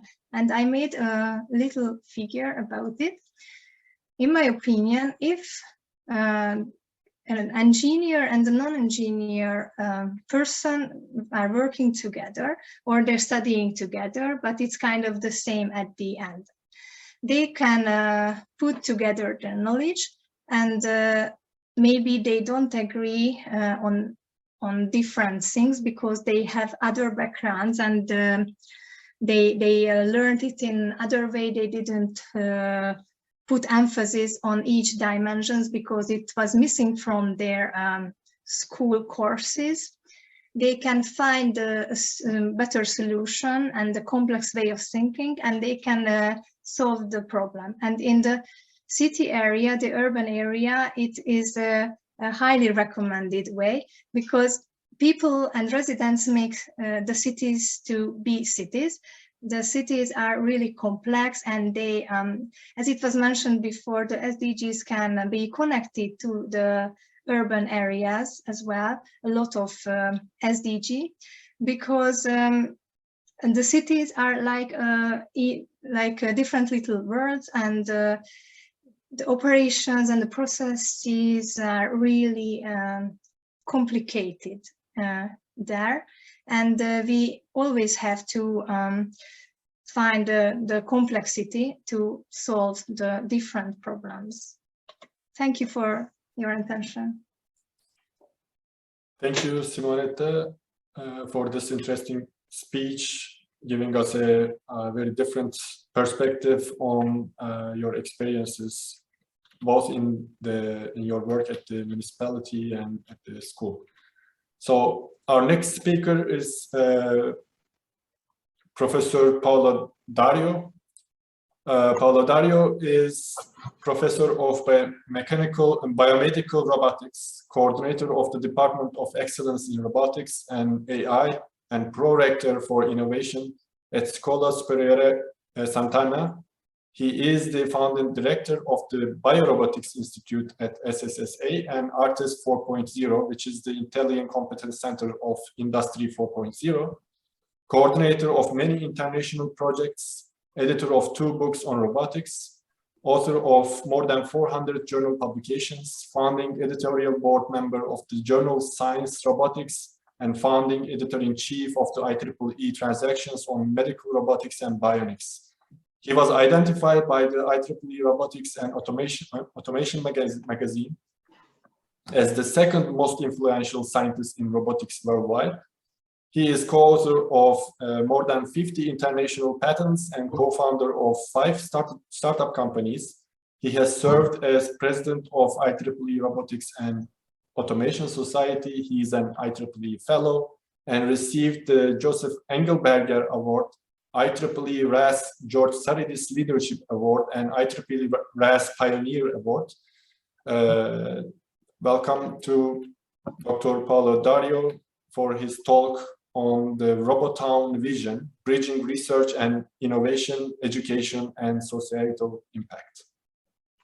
Thank you, Hamza. Thank you very much. Thank you all. Even too much for this presentation, but let's see if can you see my slides? Yes. Yes, we can see your slides. Okay. So thank you for asking me to contribute to this very interesting workshop. I'm going to share with you some general and also specific considerations and results on the idea of smart city and beyond. So first of all, since EELISA refers to the concept of Renaissance, I should say humanistic, in fact, engineer at large, I think it's relevant to go back a little bit to the concept of smart city that was developed during the Italian Renaissance and in fact used in Europe in different towns and cities.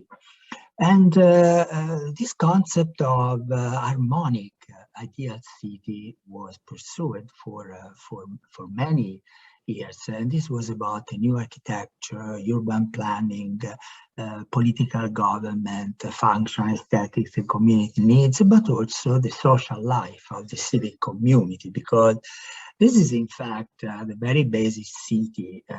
So what is a smart city? Many people believe that a smart city is a city with a 5G connection and maybe 6 in the future. But in my opinion, this is definitely not the case. And this is not the case according to the ideas of the ideal city, harmonic city, because in fact, what really makes a city smart are citizens and not just the infrastructure. As an example, I mentioned many times Florence, year 1506, where, and this is history, people like Leonardo da Vinci, Michelangelo, Raffaello worked together. And this is history. So this is certainly, in my opinion, the real concept of a real smart city. And in my opinion, we should work in this direction. So a smart city, but also smart citizens. A smart city means smart governance, a smart economy, smart people, again, smart mobility, smart environment, smart living, and more, in fact. So for the sake of time, I don't enter in details in these definitions. Those are easy to find and I could share with you. What is the goal of a smart city? Is about optimizing resources, finding new resources, improving the quality of life, increasing the attractiveness and competitiveness of the territory, new opportunities for economy and social development, increasing the level of citizen participation in the political and cultural life of the territory. And we should say that educating an engineer or a designer at large is very much directed to this, because obviously we want to educate an engineer in a broad sense for a new factory, but in reality, the new factories can be a different way of, the idea of the very large plant with chimneys and smoke and so on is probably part of history. The new economic scenario will be distributed. Very, very likely startup companies can be created in a room and grow gradually. So the scenario of an economy, say developing economy, creating wealth can be and will be, in my opinion, much more and more related to the quality of life. So, for example, after the COVID, we learned that a lot of work, quality work, can be done in what we call smart working, but essentially from home or from even nice places. So the idea of focusing resources, including human resources, of course, in a single plant has to be revised. Let's say this. So we are talking about Industry 4.0, but Japan is also talking about society. Actually, they like more the idea of society. So society 1.0, that is hunting and gathering, society 2.0, that is agriculture, society 3.0, that is industrial, and society 4.0, that is information. But the new society is 5.0, in which, according to their vision, humans and machines will coexist very harmoniously. I think it's an interesting model. And in fact, this is let's say a detailed analysis of what they say in this Society 5.0 concept. So the goal of economic advancement, but also the resolution of social problems, and the balancing economic advancing with the resolution of social problems, and we should say, of course, environmental problems. So a very broad vision of this. They call actually super smart society, human-centered society, but further also Europe is focusing on this, human-centered economy, human-centered society. This is the goal. And actually, the idea of worldwide attention to sustainable economy, we have addressed this in a workshop that was held last June in Puglia. Puglia is a region of very, totally part of the Mediterranean environment, in which I contributed by analyzing the importance of small cities. Because, Europe only counts 16 cities with more than 1 million inhabitants. So we are not the area of mega cities, more the area of small towns. You know, for example, this is those are example of a small town like this. You know, actually, small towns throughout Europe. This is what Europe is about. So the attention we should pay in this scenario is not only towards smart city, but also about this that we call smart small towns. So the concept of not a smart city, but smart small towns. Of course, it doesn't mean that we should forget about the smart cities, but my proposal is that in the framework of ELISA, that is a new way of educating technical people, this could be a very appropriate paradigm. And so, for example, comparing what is the role of a small town versus city, so what could be the advantages and disadvantages, and possibly trying to overcome the disadvantages of small town in order to make them places to live, and with the same kind of involvement of large cities, of citizens deciding to live there.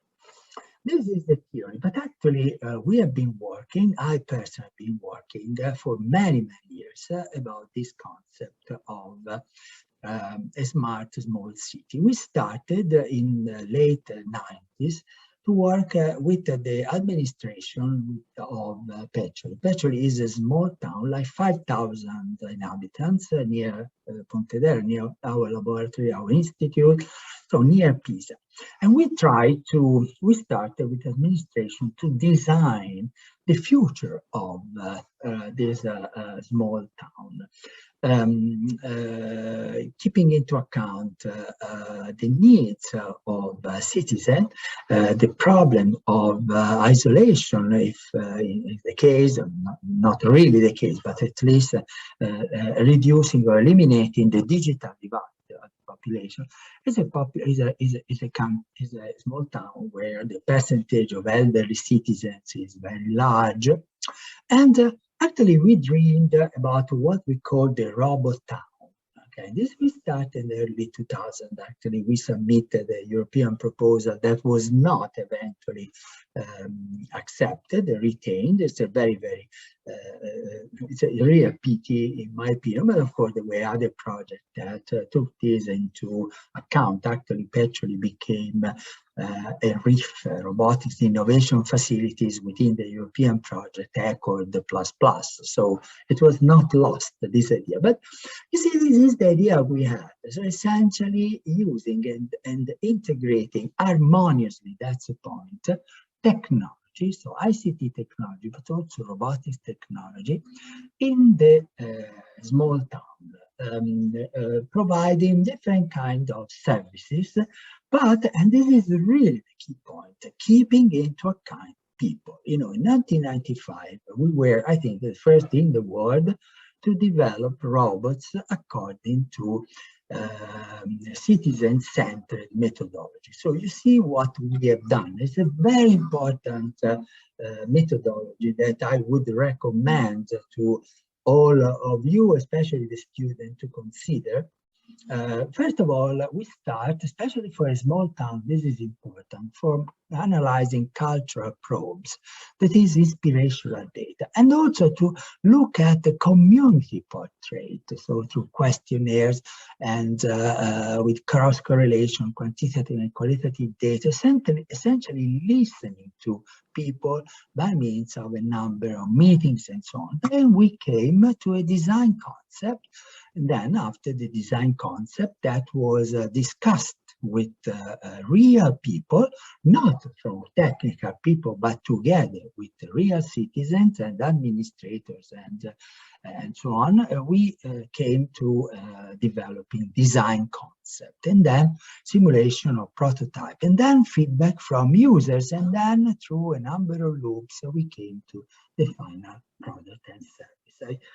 I don't want to keep it very long, so apologies, but essentially we use this methodology to implement a number of real solutions. For example, what we call the Domo Casa, that is a domotic living lab where real people could test real robotic solutions in a realistic, sometimes real environment. We developed, according to the same methodology, solutions for waste management. It's very, very important. Actually, we also, the town of Petroli became popular in Italy, and actually even worldwide. We have relations. I gave a talk just last month to Tokyo, to Japan, to talk about this, or to Korea, and to many, many European countries. So, you know, Tuscany 1959, you see in Tuscany 2009 with a robot. This is something that was not only developed, but tested with real citizens in real situation. And technically speaking, this was the infrastructure that was created, if you will. It's like an Industry 4.0 infrastructure. So connections of sensors, of beacons, of different kinds of robots. And this was the services that were really offered to citizens, and the measurement and the satisfaction of the way of this. And essentially, we learned that it is possible with the collaboration of the administration and addressing issues related, for example, to legal issues. Still now, the Scuola Superiore Sant'Anna hosts the European Center on the control, let's say, of artificial intelligent robotics, called EURA. So it's something that originated not only results, but also new knowledge and new opportunities. And then we came to a family of robots that were also deployed not only in the streets, but also in the house of people in the same environment, again, looking primarily to satisfaction. And no more, not only that, you know, we moved from the idea of the robot collecting waste to an entire pipeline of robots for sustainability, because this is something that we want to offer to the world, you know, a contribution to the solution of the climate change challenge and more. So robots, for example, that can disassemble, like in this case, goods. So robot, and this of course is full of very, very challenging scientific issues, but also technological. And actually, we are now creating what is called the factory of the future, that is based on recycling, disassembly and recycling. So closing the loop of the circular economy. And we started conceptually from the problem that I have outlined. And of course, we can develop new generations of mobile robots. Technology is making very rapid progress, and this will allow in the near future to design and deploy solutions that are increasingly performant and increasingly acceptable by real people in real environments like this. And of course, we can also work towards very important issues in the for smart living, that is like smart agriculture, for example. And looking ahead, what is called the Industry 5.0. Actually, the European Union has published a very important document in January 2021, this year, that is about Industry 5.0. So what is Industry 5.0? It's not just an addition, let's say 4 and then 5. No, it's a revolution, it's a discontinuity in the sequence of Industry 1, so mechanization, 2, mass production and electricity. 3 is about microelectronics. 4 is about digital and cyber-physical system.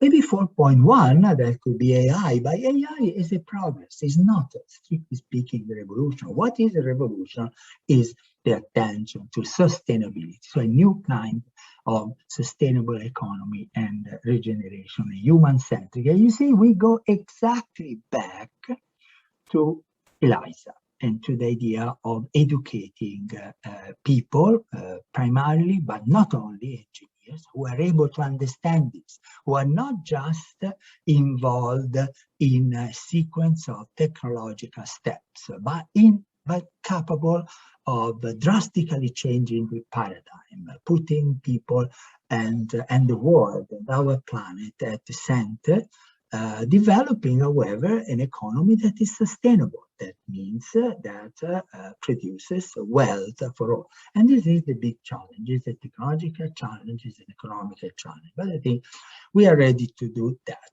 and to be able to implement this kind, or to explore how to implement this kind of economy, looking at where humans live. And this is why I addressed with such emphasis the idea of smart, small cities, because it's where more than 80% of Europeans live, in fact. And so the idea of promoting talents, diversity, empowerment, but also to implement agile and resilient, flexible, and adaptive technology, and lead action on sustainability and respect of planetary boundaries. I really believe that, and this is my final slide, because there are a number of issues that are being addressed. I believe that this is very, very, very consistent with the framework and the goals of ELISA. And I would recommend to analyze this contest as a possible implementation opportunity.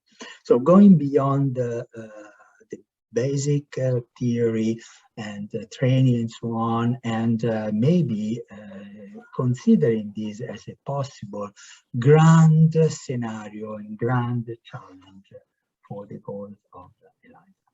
Thank you very much. Thank you, Professor Paolo Dario, for your interesting speech. And our last speaker for the panel session is Zeynep Erdem Beyazıt. Dr. Zeynep Erdem Beyazıt graduated from Boğaziçi University and holds her master's degree in business administration with a focus on organizational behavior from Marmara University and PhD from Sabancı University.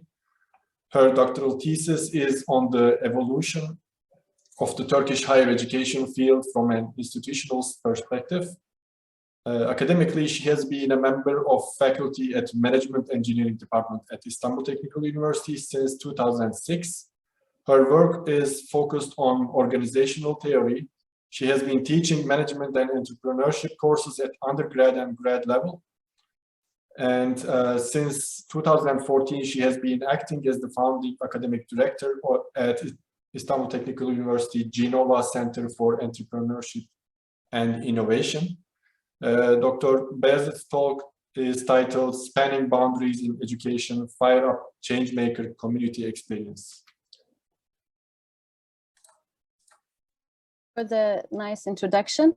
I don't know, introduction would be very hard to follow Professor Dario, but I'll do my best with my presentation. Share just a second. So today I'm going to share our experience at ITU Center for Entrepreneurship and Innovation. So I think, what I heard from the panel, I am the single social scientist, maybe Bettina half-half. And of course, if you look at how engineers are going to work, I think it's through collaboration with social scientists, and therefore our center also has always had the idea of bringing engineers together, and the idea of collaboration was in 2014 we started out with our focus within the university, and then throughout our time we've been trying to have as many cooperations as possible. So we were keen on collaborating within university and also outside university. So we have several programs, but the reason why I picked this particular one was because this was the first time we had a direct formal cooperation with another very well-known university in Istanbul. And the idea was to be an example also for the field of how two centers can collaborate. And the idea was, we both as professors, the head of Bright as well, we said, you know, we need to change the discourse around entrepreneurship. And we wanted to get rid of the term of entrepreneurship. And we said, you know, we want to change the discourse towards building community and with a focus on sustainability. So we called the program Changemaker program. And the aim was really expanding boundaries across universities and also disciplines. Of course, this lies really at the heart of entrepreneurship training, because entrepreneurship is a teamwork, and it always involves multidisciplinary collaboration. So this was easy for us. Our trainings have helped us build this program. So this was the idea, and maybe you can see the date, because it was just before the pandemic we launched the program. I was really happy because I had already prepared this presentation, and when I checked with today's morning session, I realized that we checked all of the attributes of future graduates, because the first thing is what we wanted to do with this program is, again, entrepreneurship trainings by nature requires inquiry-based learning, because students need to first define the problem, in fact, even find a problem, and then build a solution around that problem. So they don't start with a solution, they don't start with a design, they don't start with a product or a service, they start with a problem. So, and most of the time that problem definition changes in the process of the training. So it requires an active engagement from the students. And then, as I said, our center, we're not established to increase the number of startups in Turkey. That's not our interest. Our interest is really building skill sets. I personally always thought that ITU students have great technical knowledge, but I thought they would really get help from the skill sets that we offer through our trainings. And what are those? Fire Up, as well as our trainings, I would say. One, teamwork, collaboration, that's a must. Second, indigenous knowledge. I like the term Roger Hadcraft has used, because we also use the term inquiry.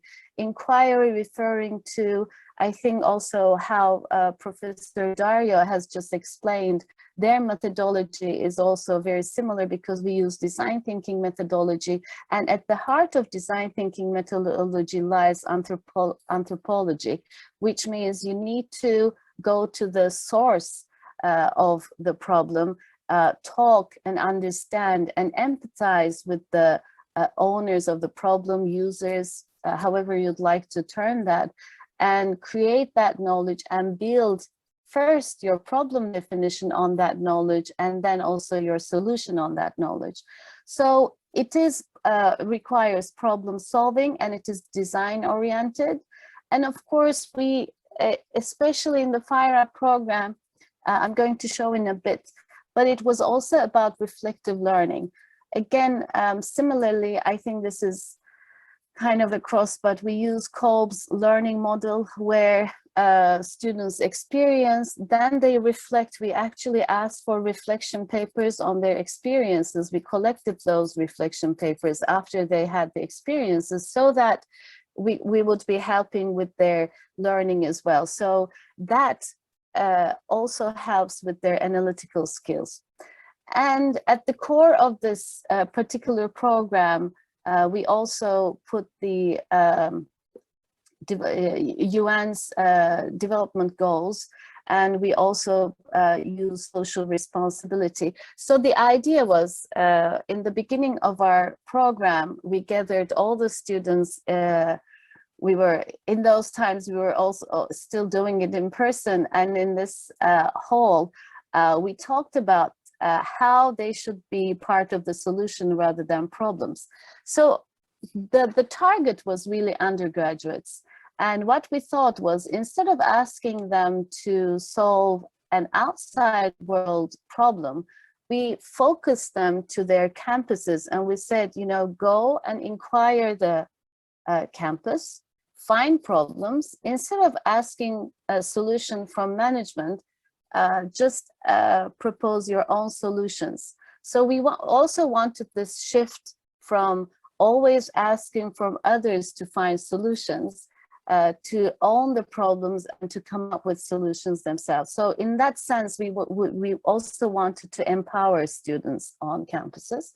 So here the main idea is entrepreneurship, not as an outcome, not as something that heads to a startup, but more as a mindset. So this lies really at the core of this program, and also in our trainings. And we also wanted to create a community. This was also partly because we, as two professors leading the program, felt that we were alone most of the time dealing with these issues. And thanks to EELISA, it's very, now I think it creates a new kind of community also at ITU and across EELISA partners. I think it strengthens every academician in that sense to be part of a community where similar people are together and we're dealing with similar methodologies no matter what field we're in. And so we also had the idea of, you know, we need to create a community around innovation and sustainability. So this was really the aim. As you can see, it's we aimed high, I would say. So the values that we also put in our kind of manifesto of the program is commitment, hard work, passion, and belief and change. So these are the values that we propose to the students as well. And this is the learning structure. So what is always challenging, especially for engineering students, is they like to go from A to B in a straight line. And in real life, this is the actual learning process. For me, it has always been difficult to be when I teach entrepreneurship, because entrepreneurship involves a lot of uncertainty.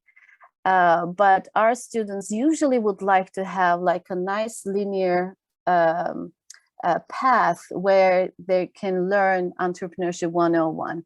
And when I don't give them answers, you know, I just ask questions, I lead them, I kind of facilitate their learning, but I'm not actually lecturing.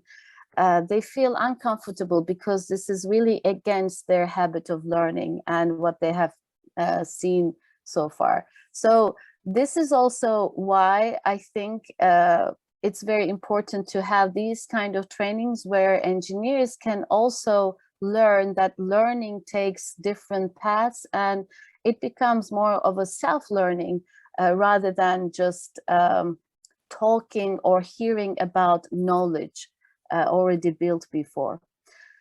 So we put the challenge, it's of course it was a challenge-based problem, but we didn't put out the challenge. That's why I called it inquiry-based learning, because they looked for problems themselves. That was the first step. They went out, they had qualitative research, they did interviews, they analyzed interviews, they came up with campus problems, but we also asked them to be focusing on SDG problems around campus. So it was not all problems, but first they heard the problems and they connected them with SDGs. We also had another external partner, I would say, 2 universities plus an NGO, because we thought it would be useful to work with an NGO. This NGO is a well-known NGO doing work in sustainability and also in social entrepreneurship. So they were the ones who presented the ideas of SDGs, their past work, possibilities. They also gave feedback to students along the program. So that is how we included them. So this was our program. And I think one thing that we did was, it wasn't, again, as I said, lecture-based. Some of it was already planned as online. But then COVID happened. I think that was a very good experience, because I remember this was really the last day. I was teaching that day. They were doing the empathy. So they had done their interviews and they were going to analyze the interviews. I had emails from Boğaziçi students saying, Professor, our university has been canceled. Are we going to do this session? And this was an evening session. And I said, we're here, so why don't you come here? And we did that last session. So then everything became online. And we actually had to, we had this already. So we had this meetings where we introduced the methodology, not really in a lecture mode, but introduced the methodology, asked them to go over the steps. And in the meantime, we had an online platform where we uploaded the learning resources. That would be some reading or watching to do, and they had assignments. So we had these meetings, and in between they had their assignments, and in the end they had a presentation. Of course, this happened online, unfortunately. Okay, so overall, we had 2 universities. We had over 400 applications, which was very good. I counted the disciplines, so there were 45 disciplines. Male was 56%, not 50-50, and mostly it was undergraduates. We had graduates as well, but our focus was on the undergraduates. So the way we did was we helped them team, and so we formed the team so that they worked with different disciplines, different universities, and also male, female as well. So this was how we did. Now, these are the outcomes. I think when I look back, I'm quite happy. First of all, it created a different synergy. So it was in March, we launched the program, and then COVID happened. And again, as 2 professors already collaborating, we kicked off Coronaton Turkey, the first hackathon, and it was in March, so very early. I remember working 2 weeks, mostly evenings, talking with different stakeholders, and we did a weekend hackathon at the same time. And now looking back, I'm really amazed how we actually did that, but we were very good, and we had 12 startups came out from that hackathon that was also supported by the TÜBİTAK and our science parks. So this was really because we were already collaborating. We had created a momentum, and we kind of channeled our energy to this hackathon. What I also liked is, as an end product of this program, we had linked our Fire Up program with Stanford University University Innovation Fellow program. So we had already picked 4 students from ITU and 4 students from Boğaziçi and we sponsored them for this program. And our RTU UAF fellows this past year, last year, they launched ITU Learning Community.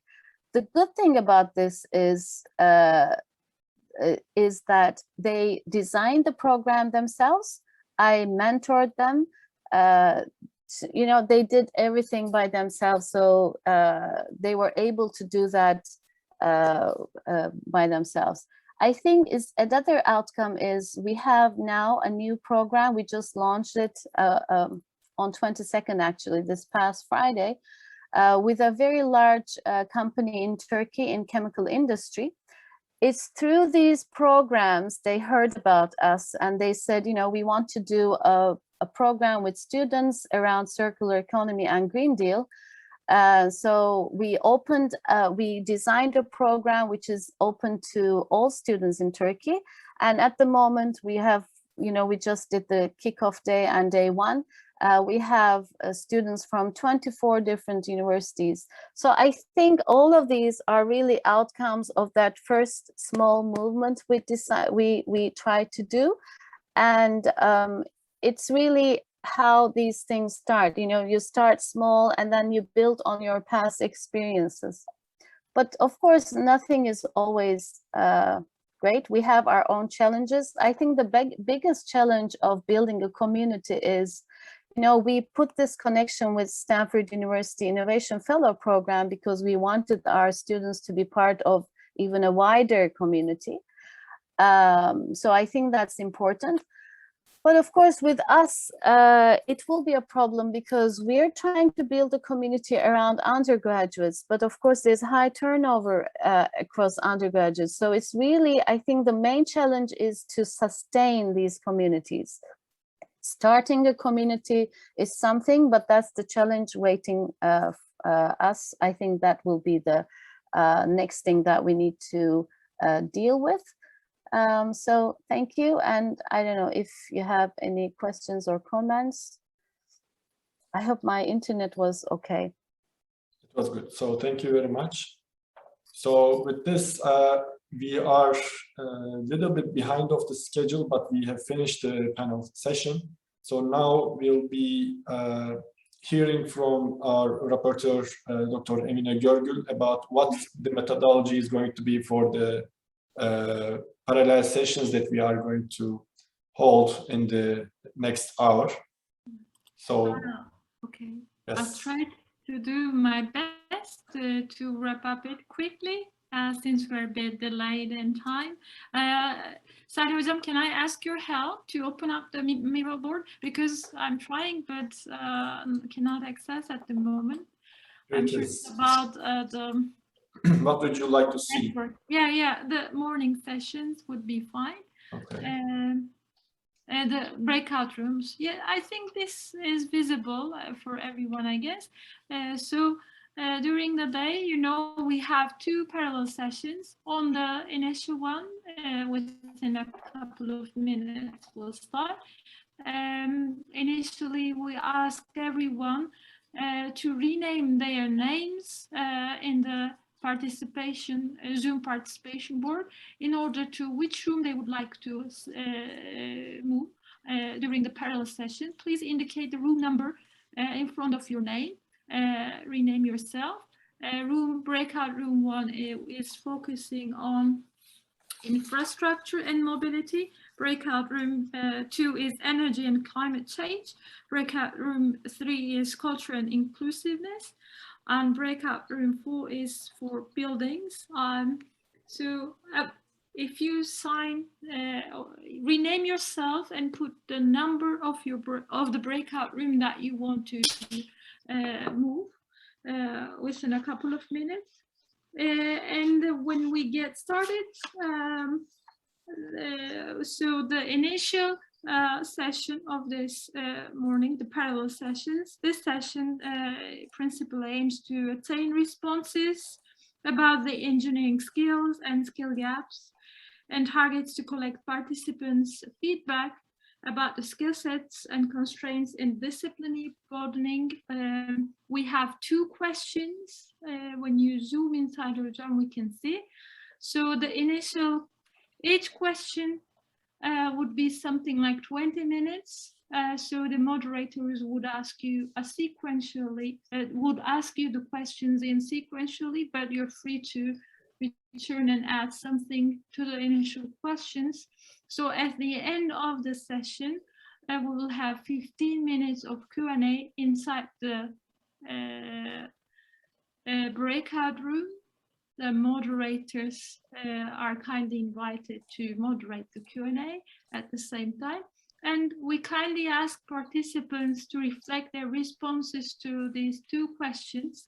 The initial question, what are the skill gaps of engineering and non-engineering professionals in the area of infrastructure and mobility? So the underlined term is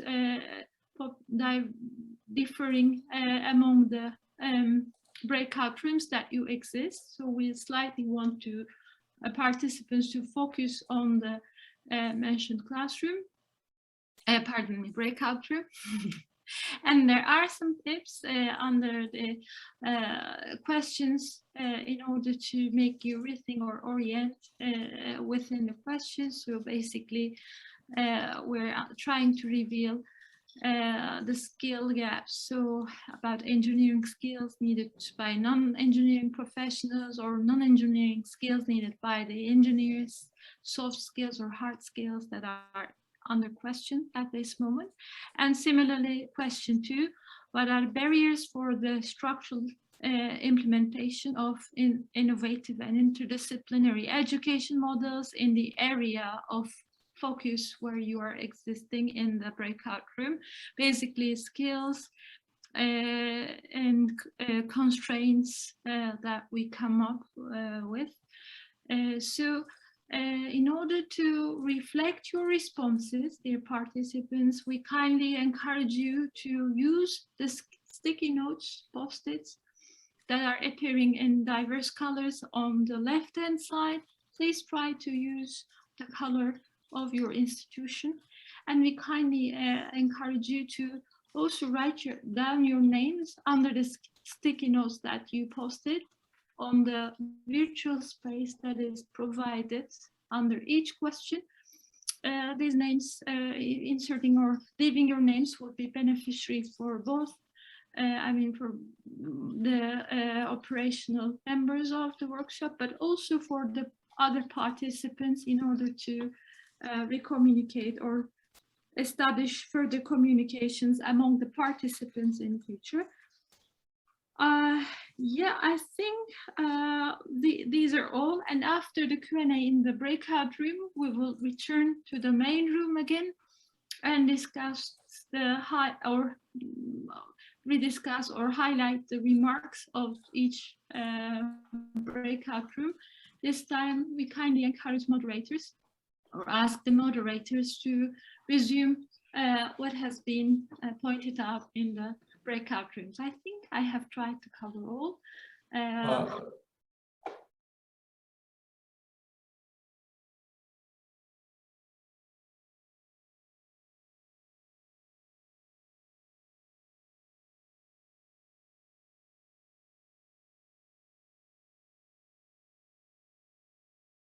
So our afternoon session is going to start with a keynote speech from Professor Birgül Tantekin Ersolmaz. Let me briefly introduce our professor, who is going to talk about opportunities, challenges, and good practices in the accreditation of interdisciplinary programs.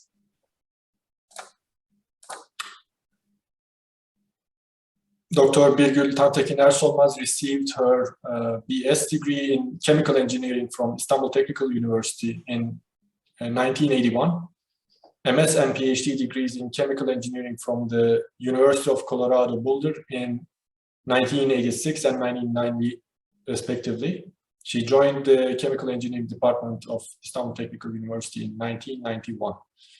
Her research activities are in the field of membrane science and technology. She worked at the University of Texas, Austin as a Fulbright research scholar for 9 months in 1998 and 1999, and for 1.5 years at the Chemical Engineering Department of the Virginia Polytechnic Institute and State University, Virginia Tech in 2012 and 2013 as a visiting faculty member teaching undergrad and grad level courses.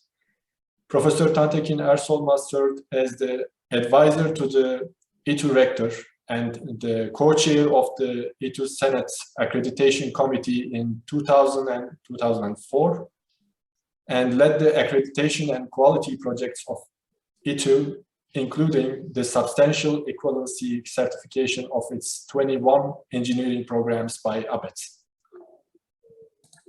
She is one of the founding members of MÜDEK, which is the Association for Evaluation and Accreditation of Engineering Programs in Turkey, and has served as the treasurer of MÜDEK Executive Board in 2007 and 2010, as the vice chair of the Executive Board in 2010 and 2013, and a member of the advisory board since 2013.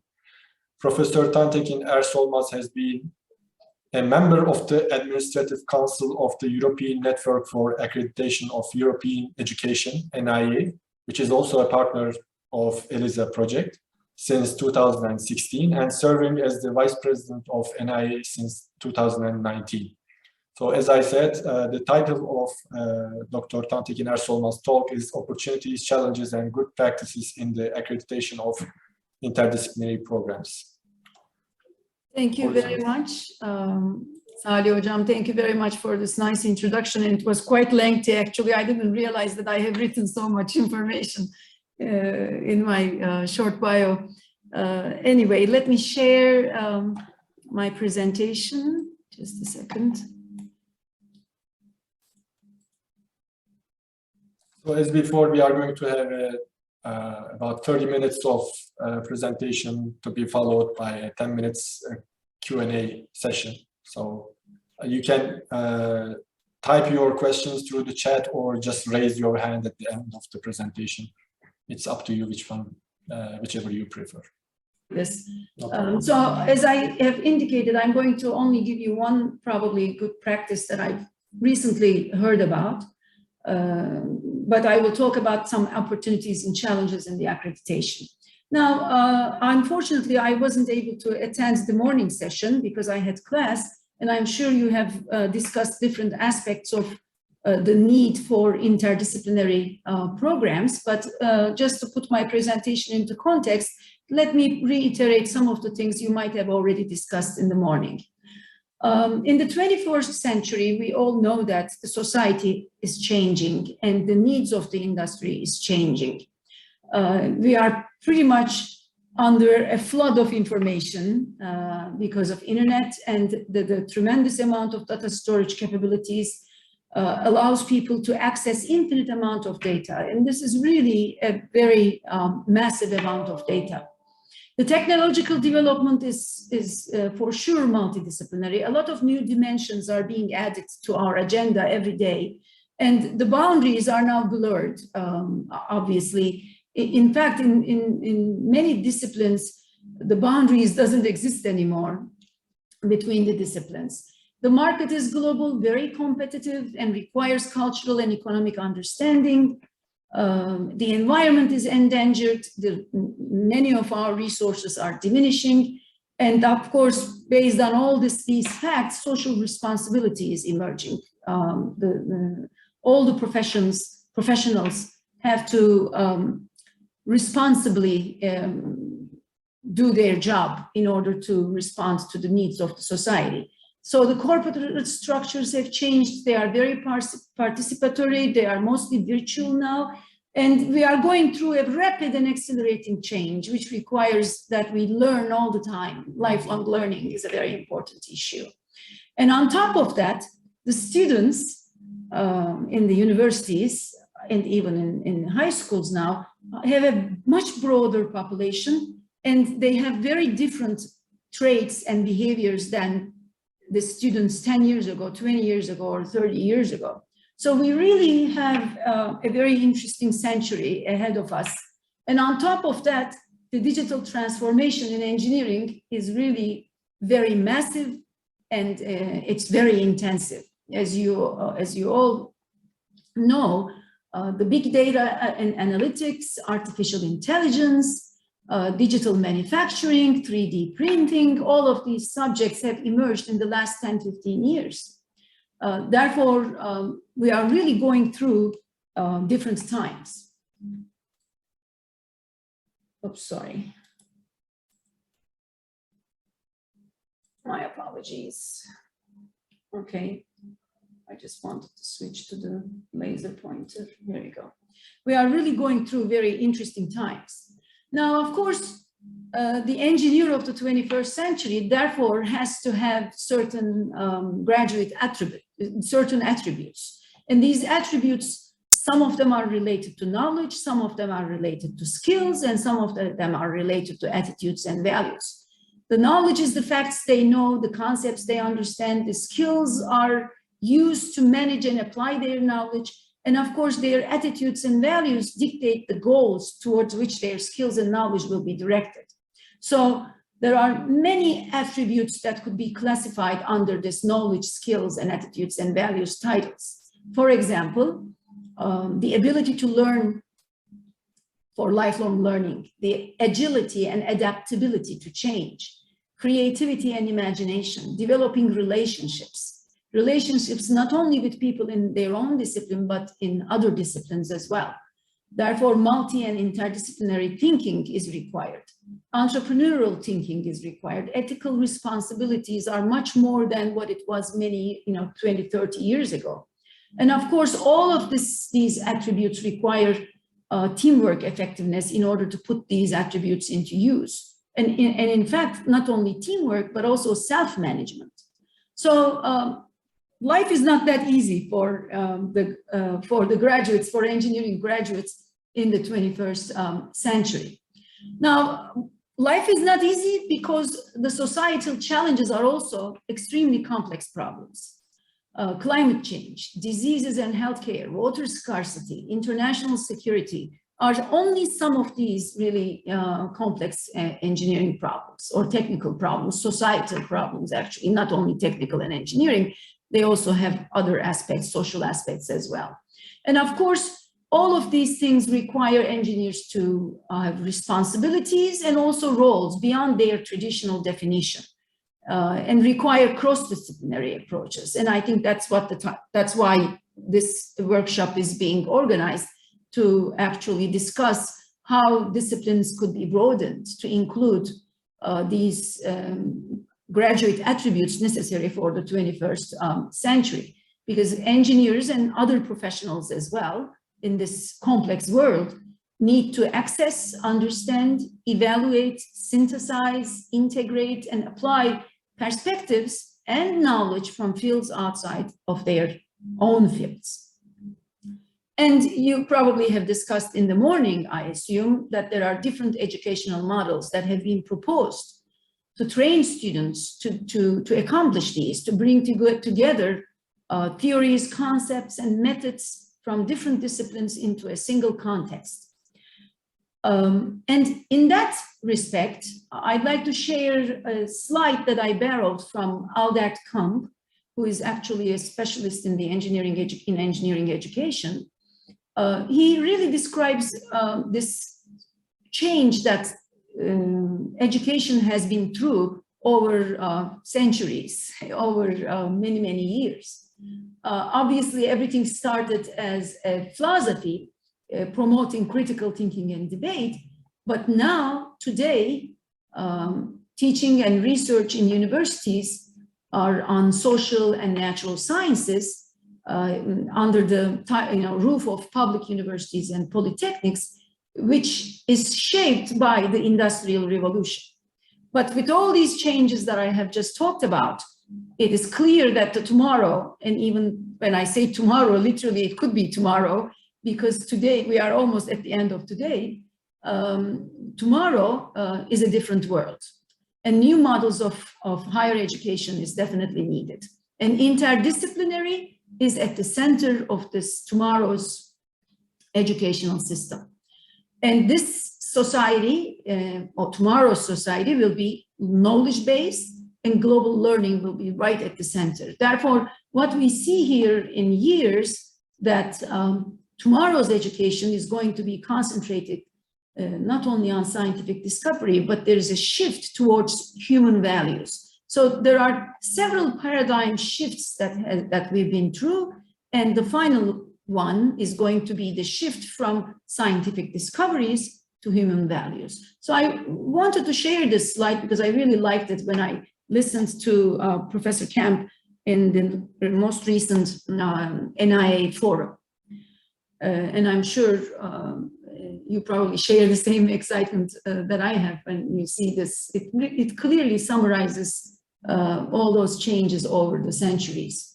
So there are several challenges that I have just talked about.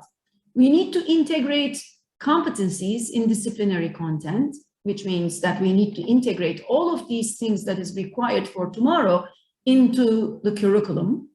We need to define learning outcomes and methods to assess these learning outcomes in order to be able to evaluate how efficient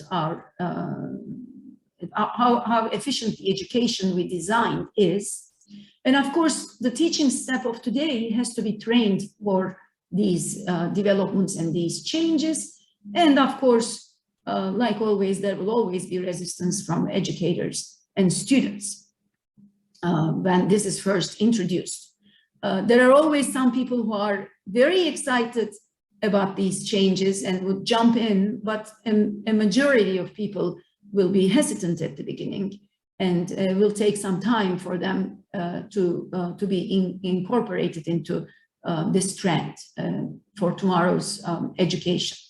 Now, this is probably where you have left in the morning. So what I'd like to bring in today is another aspect to this, and that is the accreditation, because accreditation is really needed in order to be able to deliver the message to the public and also to all stakeholders that the graduates of engineering programs, I'm going to talk about in the context of engineering, but of course this is true for all other disciplines, the graduates of engineers are actually decorated with all of these competencies, skills, knowledge, and attitudes and values in order to cope with the needs of the society in the 21st century. So accreditation, the way I see it and the way most people see it, is actually a tool to realize the goals of an educational program.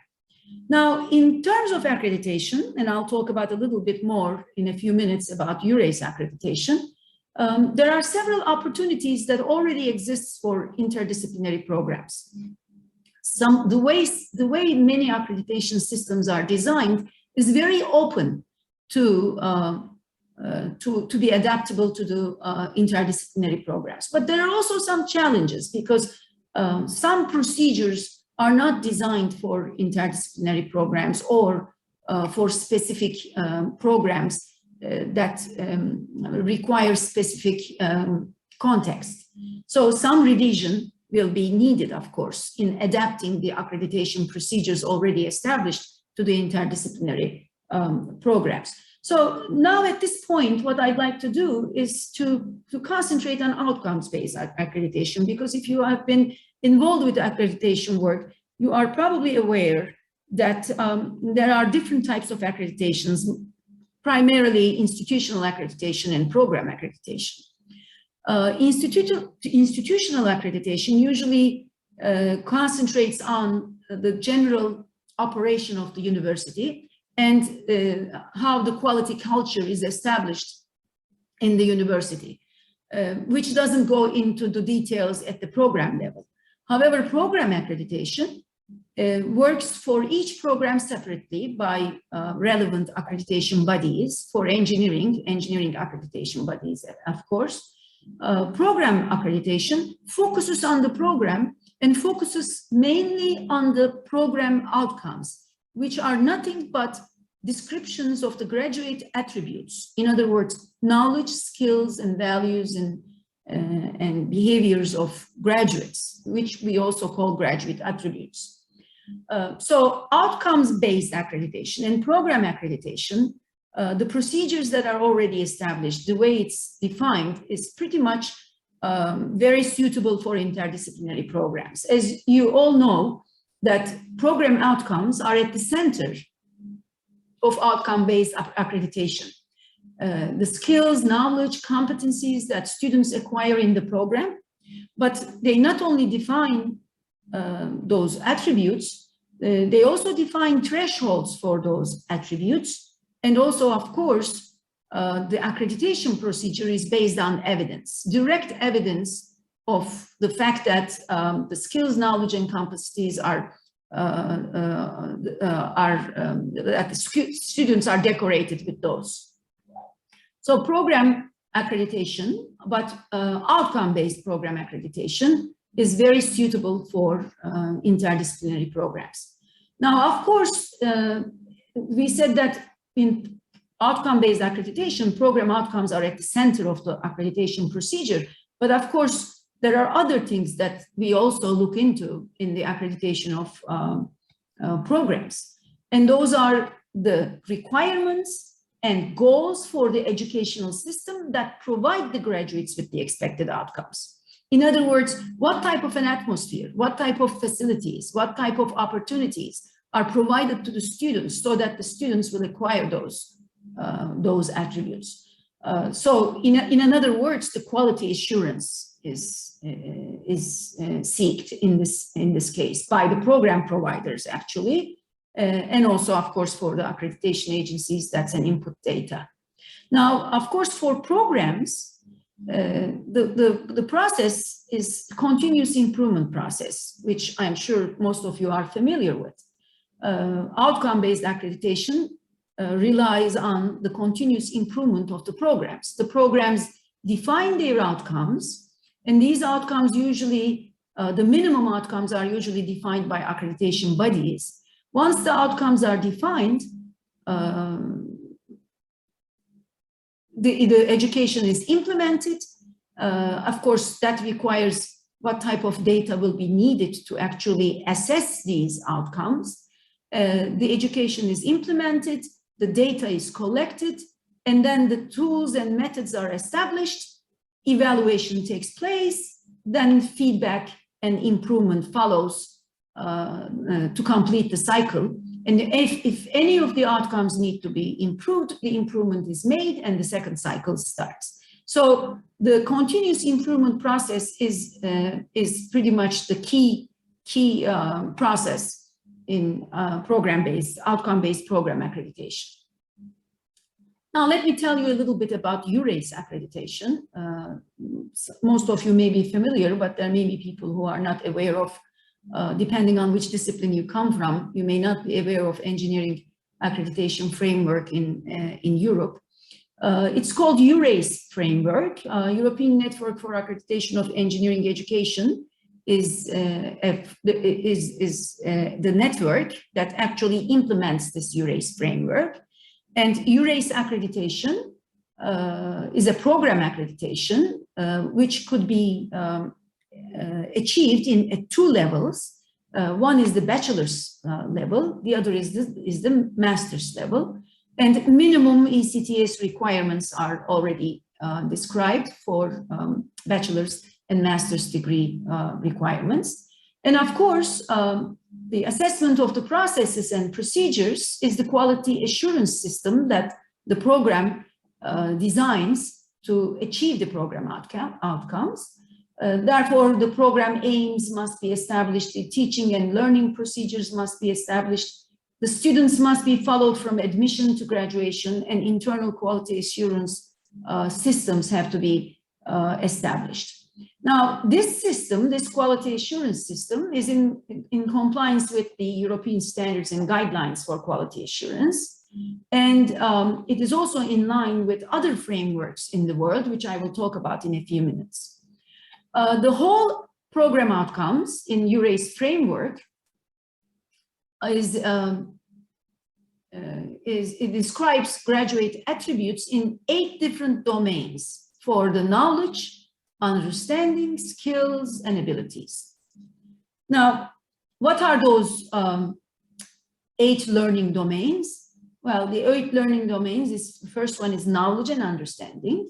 The second one is engineering analysis.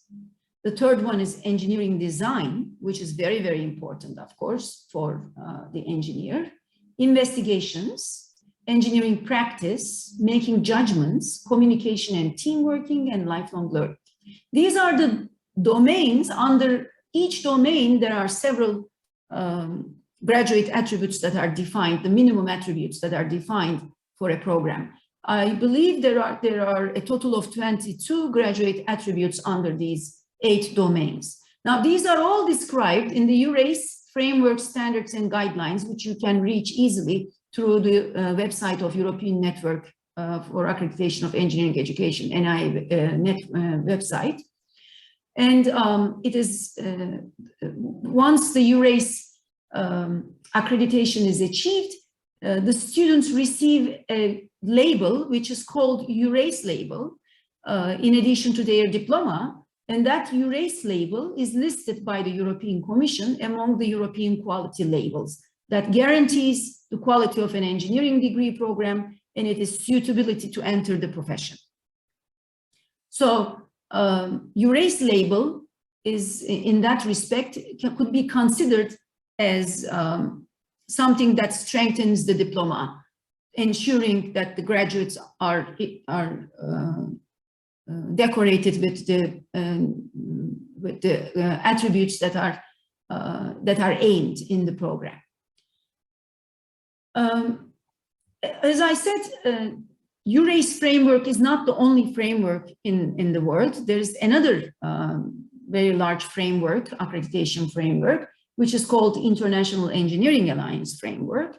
Now, International Engineering Alliance Framework is actually doing this accreditation approach under 3 different titles. One of them is for engineers, the other is for technologists, and the other one is for technicians. And there are different accords, agreements that governs each one. Engineers are governed under Washington Accord. And there is over 20 countries that are members of this Washington Accord. And MUDEC is also one of the NIA authorized agencies that is also a member of the other framework in the world. There are only 4 agencies who are members of both frameworks. Turkey is one of them, Ireland, United Kingdom, and Russia. These 4 countries, the accreditation agencies of these 4 countries are actually taking place under both frameworks. So it makes them a little bit more worldwide, probably, if you can think of it that way. NIA, as I said, the European network,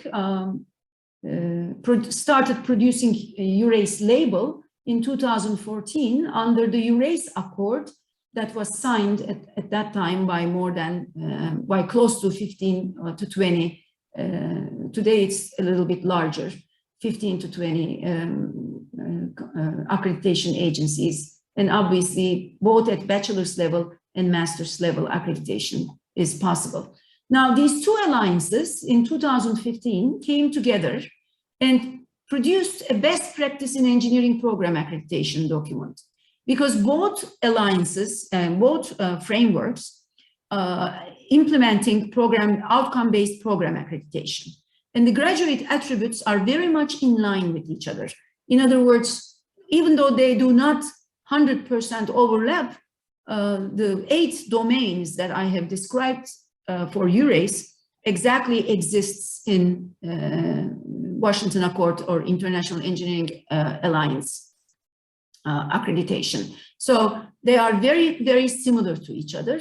And this document actually shows these similarities and the best practice agreement between the 2 alliances.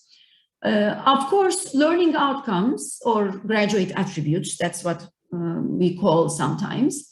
These are usually investigated from time to time to update them, because updating is obviously necessary. 10, 15 years ago, some of the issues that we talk about today did not even exist. As I indicated at the beginning of my presentation, the change is so rapid and so accelerating in the 21st century. Even in the first 10, 15 years, we are in the first 20 years, and now we all know that the graduate attributes needs to be updated. So this is always under construction, always we go over them and see if there is anything that needs to be updated. And in fact, at this moment, both EURACE and International Engineering Alliance are going through redefining their graduate attributes based on the United Nations Sustainable Development Goals. The goal is to address the global changes we face. So we are going over right now in EURACE and also in International Engineering Alliance over the graduate attributes that we have defined, if they comply with the United Nations Sustainable Development Goals. Obviously, this century will require, as I indicated at the beginning, different skills and different attributes which provide a better world, which will help to create a better world.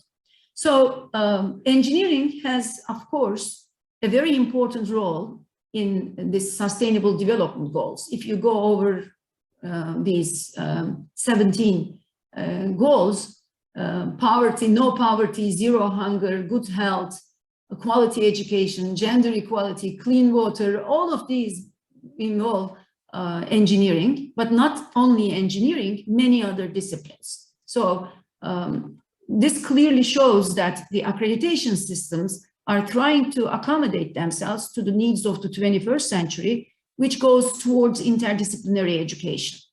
So this is the good point. This is really an opportunity for interdisciplinary programs emerging these days, because the accreditation bodies are talking about that right now. So there is an opportunity there, obviously. But of course, there's some room still that we need to work to make it applicable directly. So we have also some challenges associated with it. But of course, while doing this, we realize that the accreditation system and the education system is getting more and more complex at the same time. Now, for the engineering education, if we put this engineer at the center, we are now have to be dealing with students, and a wide variety of different students will be coming in with different traits and behaviors. So there goes an important challenge, which we already as educators are experiencing it in our classroom today. And the educators are also going through a lot of difficulties, because now we're talking about programs with multiple universities, programs with multiple campuses, even multiple nationalities, if we think about the EELISA project. So that's really a very serious concern for both accreditation bodies and also for the education, for higher education institutions. But of course, the bottom line is we will have standardized learning outcomes. That will always exist, because that's our tool to actually improve these accreditation procedures to interdisciplinary programs. As long as the interdisciplinary programs are defined in terms of learning outcomes or graduate attributes, the current procedures can easily be adapted to those interdisciplinary programs. But we have other difficulties. Even if we standardize learning outcomes, the deliveries now, the pandemic clearly showed us that for engineering education, we never thought that online education would be possible. And now we are switching to online education towards, going through hybrid education systems, and probably some of the engineering programs will be completely online in the upcoming years. So it is important that these have to be taken into account by accreditation bodies as well. In fact, during the pandemic, most accreditation bodies revised all of their accreditation procedures to give online accreditation. In fact, not only to give online accreditation, but to accredit online programs, because during the pandemic, all the programs were delivered online. So lots of work had been carried out already, which is also an opportunity for interdisciplinary programs, because this experience in the pandemic really made the accreditation bodies realize that some of the things we always thought was not possible is actually possible and could be done successfully. But of course, the global recognition and quality assurance need will always exist, no matter how much complexity is added to the engineering education and its accreditation. That will always be required.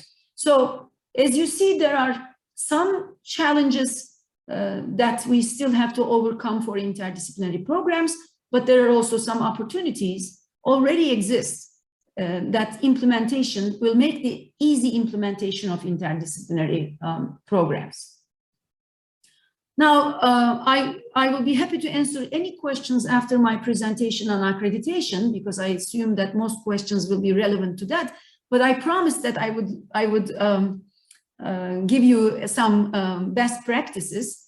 Recently, NIA had its annual forum, and one of the presentations in the annual forum was by Yolanda Berbers, who is the SEFI president at the moment, but she's also a professor of electrical engineering, I believe, at Catholic University of Louvain. She presented a presentation there, which she calls challenge-based learning, and I'm sure many of you are familiar with that. She described how they implemented it at Catholic University of Louvain. So I'd like to bring it to your attention. Maybe some of you may be aware of it, some of you may not, but I think this is really a good educational model. This is my personal opinion, of course, not NIA opinion, but in my personal opinion, I think this is a good model, educational model in the implementation of interdisciplinary programs, or providing a platform for students to gain graduate attributes relevant to interdisciplinary problems. In their application, she described that they defined a course platform where students from different disciplines can take that course. So it's an elective course, obviously, that many students could sign up, and the course is practically designed. The entire course is designed a challenge that comes from a social actor. The social actor could be the municipal government, could be a technical company, for example, or could be a government agency for socioeconomical aspects of city life, let's say. So the challenge comes from a social actor. Challenge is not designed by the university professors. And then the students throughout this course, I think it's a 3-month course, semester-long course, students go through the identification of the problem, analysis of the problem, design a solution to the problem that is described by the social actor. And usually that involves not only technical aspects, but also social and humanity aspects. So she defines it as a socio-technical problem. And of course, it is cross-disciplinary. It's multidisciplinary, but also it's interdisciplinary. So there are sections of the project that requires only one discipline, but there are parts of the process that requires different disciplines work together. And there's some parts that interdisciplinary engineers are needed to work on it. So that's why I say cross-disciplinary rather than interdisciplinary, because different ways of implementing or integrating different disciplines could be taking place in this educational model. And of course, the aim is to find a collaboratively developed solution. So they distribute it into teams, just as you might have guessed, and they ask the students to come up with a solution that could be implemented. So the students has to be produce solutions that are ready to be implemented by the social actor who brought the problem. So the social actor should be ready to invest once a good solution is produced. she also gave some examples, and I'd like to bring it to your attention. In particular, this example is really, I think, very, very interesting. One of the project examples was the challenge came from the municipal government, and they defined the problem as develop a sustainable product that counters the effect of urban heat islands and reduces heat stress for vulnerable target groups in the city. This is the definition of the problem. So the students have to first identify who are the vulnerable target groups: children, babies, elderly people, pregnant women, whatever, you know, they need to define that. And on hot summer day, they need a place to cool down and rest a little bit. So they need to come up with a sustainable product that would allow this system that they develop to be operating throughout the entire summer. So for one semester, students worked on this example. This is a project of one of the years. They've been implementing this, I think, for 3 years now. Actually, the solution, the best solution that is implemented at the end of the course was called the cooling flower. It's actually a bench. You see, they implemented it, and throughout the city of Leuven, they now have these benches. This cooling flower, a bench for up to 20 people, and people could sit on it, but there is also a cooling system inside it that provides a surrounding with a few degrees cooler than the other parts of the city. There is a cooling mechanism inside, and the cooling mechanism that they implemented, the students implemented, the winning project has implemented, was actually involving a solar design, solar panels.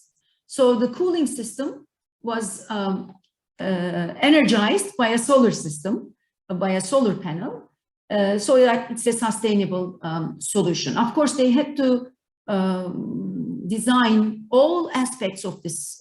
We just now see here the final product, but they had to go through all aspects of this solution. So this was one project, and I think this is really, really nice to bring together social sciences, different engineering disciplines, and also different aspects of a simple problem. This is really a much simpler problem than the societal challenges that we face today. Another project, another year during the pandemic years, they defined the project as develop a sustainable product that overcomes loneliness and prevents social isolation for the elderly. The students had to come up with different ways to overcome this challenge. The solution was, the winning project was something called Silverline. And this project was a user-friendly device that allows older people to independently establish video calls with their friends and family without the need for technical expertise.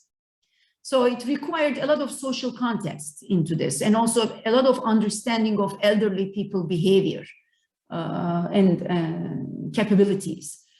So these two examples from their project examples from their challenge-based learning applications, I think is really very impressive and could be extended to many other disciplines. There are strong points of this challenge-based learning. First of all, they are authentic, open-ended societal problems. So a real social stakeholder is defining the problem. And the students learn to deal with complexity. They learn to work in teams, and they have to work, of course, across disciplinary boundaries. And many key competencies that we have indicated in the graduate attributes, such as communication, collaboration, reflection, entrepreneurial mindset, they are all involved in a project of this kind. And of course, having working on a real life problem is a great motivator for students. And I think what is really important from the accreditation point of view is that this implementation is actually cross-cutting the 8 learning domains of ERASE. All 8 learning domains could be implemented into this this experience. So this is one best practice that I have seen. Over the years, I have seen also in Turkey some different educational approaches to bring together students to collectively working in teams to work with real life problems. Obviously, project-based learning, problem-based learning, or collaborative learning, these are practices that educators know for many years, but the implementation of them in the engineering area is probably only dating back to 25 to 30 years probably. So that's what all I want to say on this best practice example. Of course, Yolanda Berbers also talked about some challenges that they had to face through when implementing this. First of all, you need to find social actors to define problems, to formulate these interdisciplinary problems, which will require interdisciplinary teams. So the actors, not only for defining the problem, but you need to find actors who will be actually implementing these in the form of teams. And of course, the infrastructure, the content, the supervision of these projects, the context, they all need to be designed accordingly. So that means a lot of work for the educators. And of course, scalability is also an issue. Doing this in a group of students for 3-4 people, or implementing this with larger groups, which is the real platform has much larger groups. The scalability is also a challenge and have to be practiced and worked through. I'd like to stop here. I just wanted to point out the key features. I'll be happy to answer any questions that you have on accreditation and in other aspects of the presentation. Thank you. Thank you very much. Do we have questions? We are running a little bit late in time, so we may have just one question perhaps.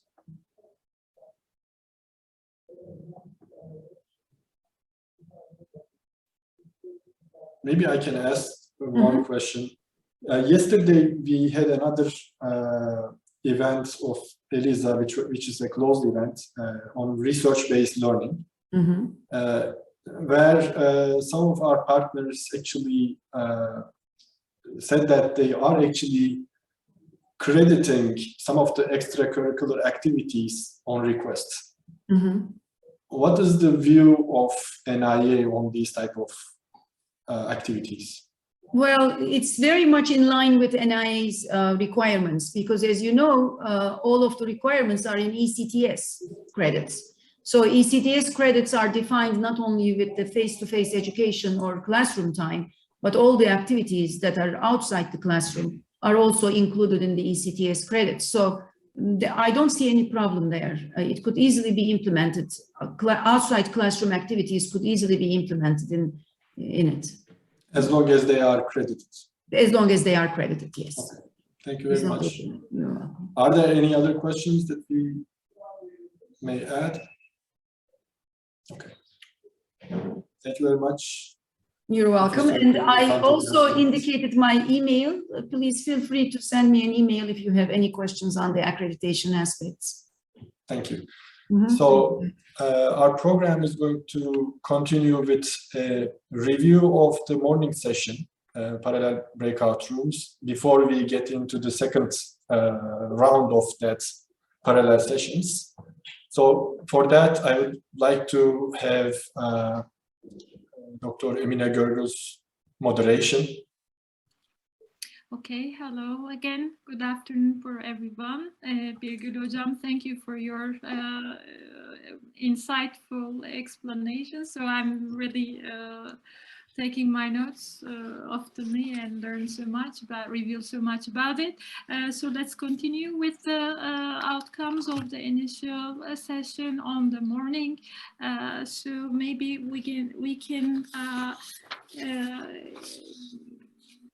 give each moderator brief moment, like a minute, to sum up their experience in the parallel session room. So maybe we can begin with room 1, infrastructure and mobility. Professor Dr. Erdem and Dr. Solis would like to. Okay, we have sort of a mixed board, so we may have posted things that are belonging to the second question, and in some cases there are some posted in the other way. But I just wanted to summarize and make connections between them. So here are some of the sticky notes that we have actually underlined and labeled as hard skills and soft skills. So on the right hand side, we are talking about some of the systems thinking and relating concepts that students are having difficulty in connecting concepts in the education is considered as a problem, science knowledge. And I have added a bunch of other things that I have experienced in various projects: sustainable energy technologies, infrastructure and building informatics, communication systems, energy storage, robotics, utilities, and basic thermodynamics, especially for non-engineering students. On the soft skills side, communication, teamwork, language skills, limited industrial exposure, creativity, curiosity, sense of responsibility, social skills, time management, and collaboration culture were things that we have raised. In the second part, we again talk about some of the problems about having too many credits, being the structure to be too solid, not flexible enough to provide both student and faculty to have flexibility. And some of the graduation projects that are not designed to have interdisciplinary aspect was also raised. Probably that's going to come up in the afternoon session again as a proposal. Here are some of the difficulties that we have underlined, such as the barriers between departments, resistance to interact, bureaucratic challenges in co-teaching, lack of funding for courses, lack of effective internship on challenges, industrial collaboration, which are not sustainable, limited train-the-trainer activities, and limited motivation on innovation in teaching. So these are quickly the recap of what we have. Okay, thank you so much. Maybe we can move to the second room, energy and climate change. Attila and Maria, over to you. Attila, do you want to share, or is it okay if I just show it? If it's okay for us, and thank you for sharing your screen. Okay, so we can define almost the same soft and hard skills, but I think the main challenge regarding energy and climate section is that how can we integrate the socio-economic impacts into hardcore engineering skills and things. So that's why I mentioned, for example, resilience, so analytical and system thinking, which are related to very complex relationship between, as I mentioned, socio-economic concepts or socio-economic impact and climate-related studies. Other hard skills or the other parts of skills are the hard skills, where we can define the green financial tools or synthesis of different type of data. The triple bottom of sustainability can be or should be integrated into the skills or social impact of energy, sustainability management skills. So it's all about the synthesis of different sustainability issues or different sustainability dimension, because climate change is a hard interdisciplinary problem. If we step to the second question,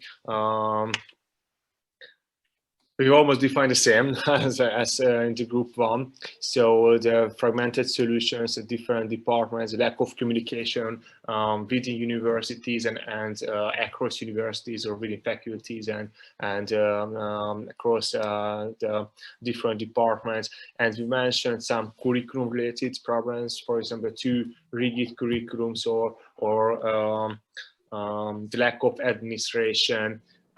Opportunities or lack of administration or there are lots of administration challenges regarding modifying this curriculum in the face of complex accessibility issues. Or Sergio Vega mentioned that there's no training focus, no cost effectiveness concepts, lack of global sustainable approach. So I think we should, or we could define almost the same problems as a group number one in this case. Okay, then I continue with our room, and maybe Dr. Itar also would add furthermore. So on the morning session, in the question 1, we come up with a sort of grouping where the comments mostly move around the collaboration and teamwork on one side, highlighting the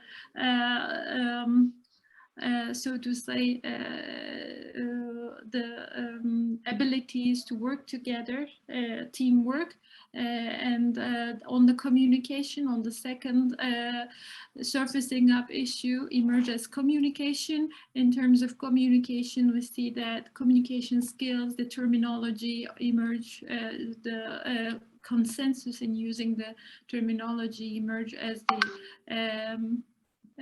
issues in our group. On the third issue, we come up with disciplinary and interdisciplinary knowledge. The knowledge-wise lack of knowledge, both upgrading the social sciences knowledge in engineering background, as well as seeing human-centered approaches on one side, ways and means of providing empathy in terms of defining the problem and developing the related problem with the targeted profile.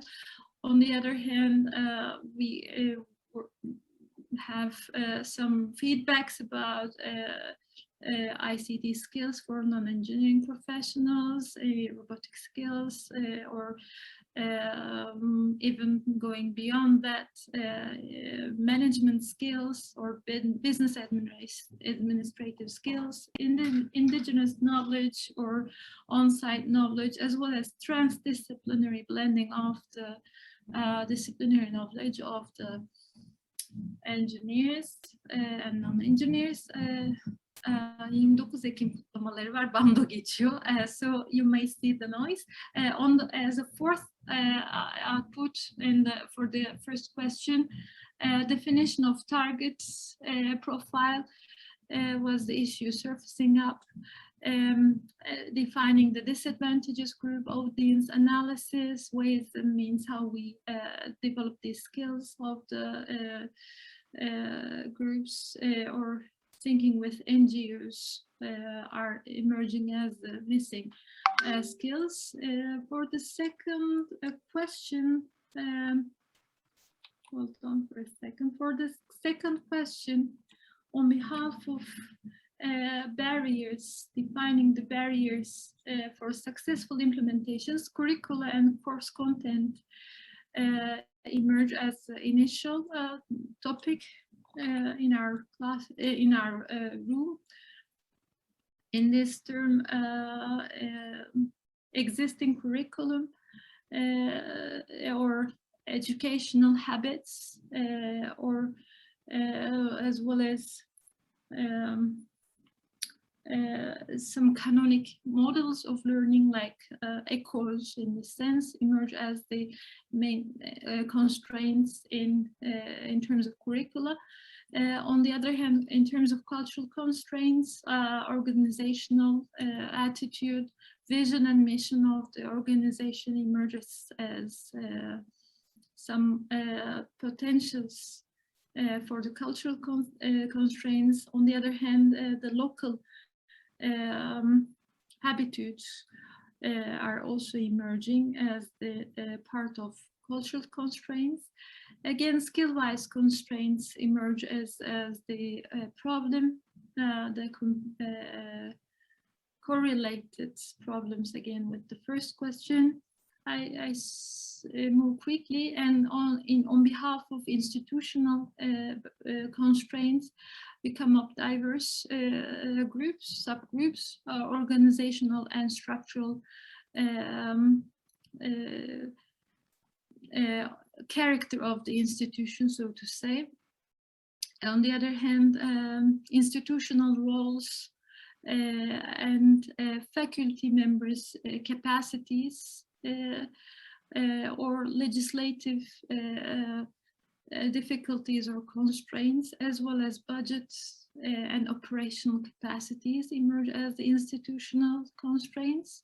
And finally, in terms of institutional constraints, we again tackle with employers or after graduation real on-site difficulties, the problems getting connected with the employers or the bodies to realize the proposals, or like we have mentioned earlier, finding an investor to invest the idea. Am I missing anything, Tolga? I guess that's all. Thank you. Okay. Thank you. Then we can move to the room 4. Başak Hocam, over to you. Hello. I think I will be reiterating some of the ideas that came up in the previous rooms. We have much fewer post-its because we were only 3 people, but it was a nice discussion, and we actually completed all 4 boxes because 2 of the participants had to leave, so I didn't want to do it on my own. But I will just relate to you the findings from the 2 questions, the first 2 questions. We also identified systems thinking as something that non-engineers, a way of thinking that non-engineers have to have knowledge about and be comfortable in. But we also talked about science, technology, and society, and how we can develop methodologies and perspectives around this idea. This will tie in with one of the methods later on, which was outlined, which was service learning, and which was also part of the discussion by Professor Tantekin. We also identified soft skills and non-engineering skills, soft skills being environmental and social awareness and communication, and non-engineering skills such as social science, health science, and psychology. One thing that we wanted to underline here, which was part of the morning discussion, was that we had to provide students the opportunity to define their own problems and redefine problems, which we thought was one key skill that was essential. And the next one is basically dealing with uncertainty for engineers and dealing with real-world limitations for designers. So I think this is, if you can get a good group of designers and engineers that can agree on these 2 perspectives, then you have a winning team. So that is one thing that we wanted to point out. And for engineers, it's again, we thought it was important to be able to see problems from a broader perspective and thinking outside the box, literally, for engineers. So to take it outside of their disciplines and thinking outside the box. And we also talked about conflict resolution, which may come in handy in quite a few challenges that could be faced in these type of learning environments. So we can go to the next question. Here we have looked at some of the difficulties in academia and teaching that have been pointed out earlier on. Lack of risk-taking in education, because sometimes the stakes are unknown to actors, which is something that we are experiencing quite a bit in the Faculty of Architecture, where we're trying to bring together 5 design disciplines under one roof as an introductory course. Again, personal comfort zones with putting use of existing skill sets in teaching every day without any breaks to rethink or update the skills. So it's just business as usual mentality, breaking that. Also, institutional cultures which can benefit, but at the same time create some resistance to change. And overall, one of the key problems that we feel are is a challenge is lack of basic design skills. And this is something Professor Özkar mentioned, that this was a discussion in the Bologna meetings, that this has to be something that is given to all professions, not only designers. Then looking at the job market, the skill mismatch and lack of coordination between education, training, employment, and finally, the newly evolving low carbon policy. Up there, you know, we talked about conflict resolution, and I think it could be a solution to a knowledge gap among different disciplines, so how they approach the different problems from their own perspective, and technical jargon and technical communication among different disciplines. So this is also a barrier that we felt for this. Thank you. Okay, so we didn't have much time to discuss what we have written here, but I'm just going to go over them. So in the first part, we actually noticed that we have already wrote some notes in the morning session that are actually related to what we are asking in the afternoon session. And the earlier comments were about the heavy workload of students and the rigid structure of the curricula. And that's actually not allowing students to take advantage of extracurricular activities and interdisciplinary work. And one issue actually that has been raised by Sandra from UPM is that they are actually giving credit for some of the extracurricular activities, but some of the feedbacks are that these activities actually deserve more credits than typical lectures, and they are limited to some extent. And so in brief, they are actually very challenging and they don't receive enough credit, even though they are being credited.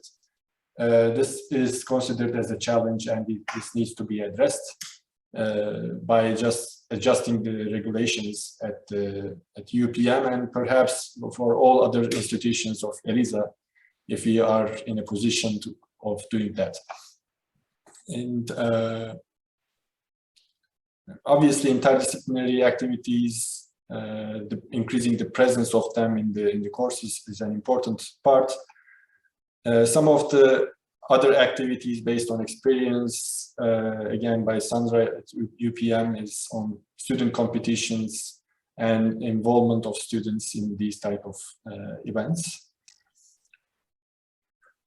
In the second part, we mentioned about possibly launching multidisciplinary degrees, but this is very immature right now, so it needs more effort to discuss between departments and academics. Creation of environments for real problems related to mobility is something. For instance, there is a center at UPM, as Sandra mentioned, is a 3D printing facility and is funded by industry, and they are actually addressing some of the challenges probably given by the challenge providers. And a parallel comment was by me, which is about the long-term effective and internship applications between industry and university, as well as establishing industrial sponsorships at the institution level, especially for fundamental courses. proposing challenges and funding challenge-based learning activities within the course. For example, a course can be actually funded by a company, such as thermodynamics, that is funded by a company and that remains there for a long time, rather than teachers are actually trying to make the connection with the industry. University makes the connection and that course is funded by them, and they are actually proposing the challenges, and they can come and talk about their challenges during the semester. And this can actually increase the activities in these type of fundamental courses that are sometimes getting boring throughout the 14 weeks of semester.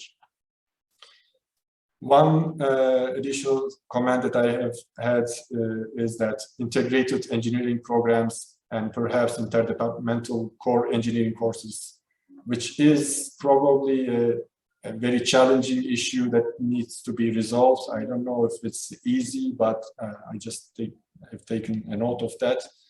And we can also introduce ELISA-wide courses to expose students to different cultures and languages.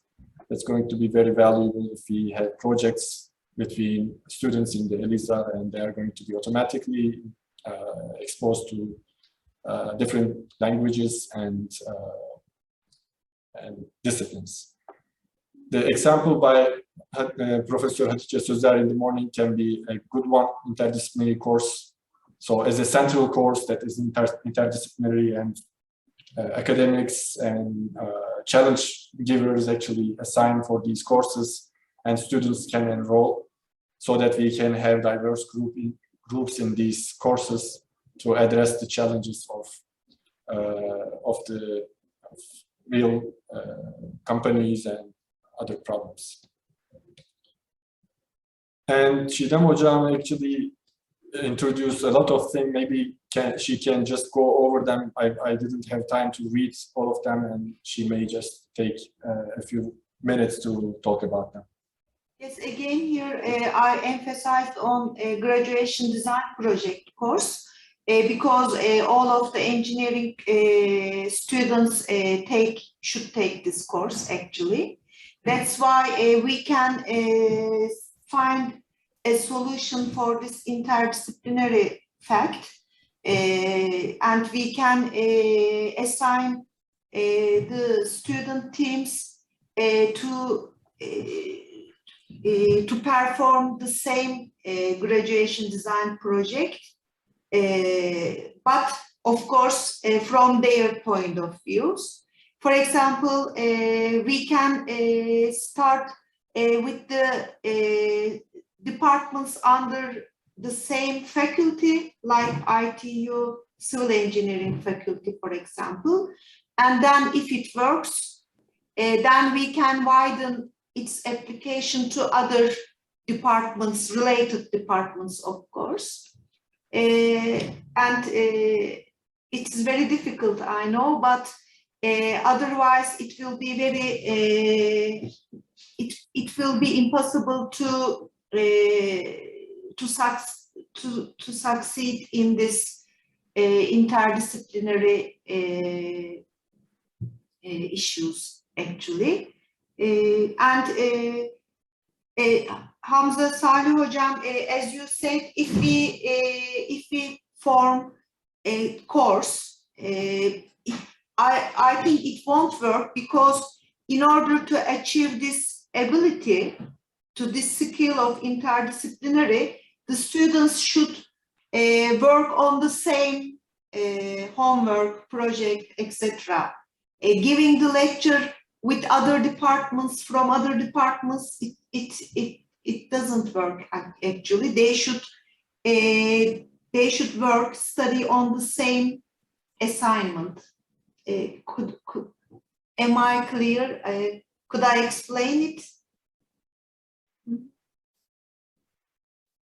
Your microphone, I think it's... Yeah, I'm not sure here. I'm in the middle of a concert on campus that started.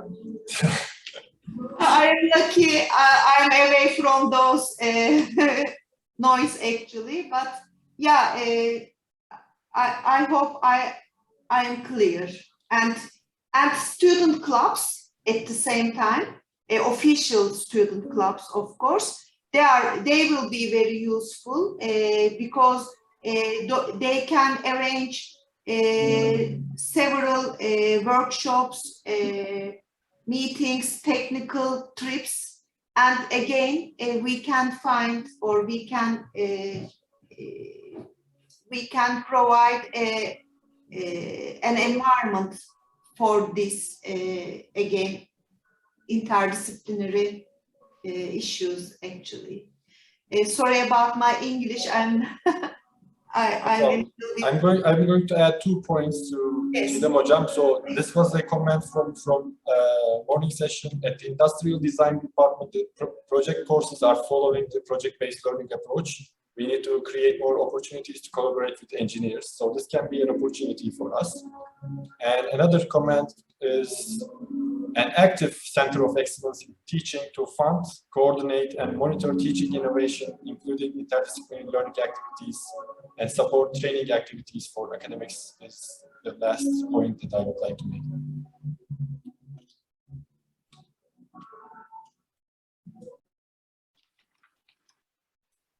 Yes, I think. I guess we can switch to second group, if you'd like to. Yes, we talked about very interesting things regarding the first question, and Mr. Thomas emphasized the role of the students' feedback regarding teamwork activities, and she provided very informative and helpful feedbacks about these activities, so it would be helpful for improving the students' involvement in the future. Regarding, for example, joint degree or something like this within the EELISA consortium. The second thing was the project-based learning and challenge-based training and learning by doing, brought by Maria and Sergio. And we in the BME at the Department of Environmental Economics, I think they have a good practice. This is a subject, so-called International Climate Change Role Play, and it can be enrolled by Erasmus students or Erasmus Mundus students or an Hungarian student who speaks English, because this subject is fully in English. And the subject can be divided into 2 main parts. The first one is for traditional classroom lecture with climate change, adaptation, mitigation, and negotiation parts and theoretical background of this problem. And at the end of the semester, the students are in a conference. It's a 2-day conference. It was held online last semester, unfortunately, but that was offline, I think, at the end of 2019. And it's a role play where the student teams represent countries, given countries, like selected countries, from both developing and developer.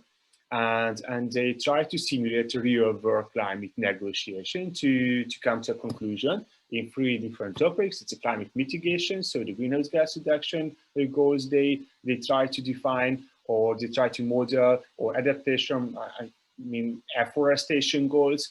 They work on it, and the third one is the financial background of these negotiations, or just developing these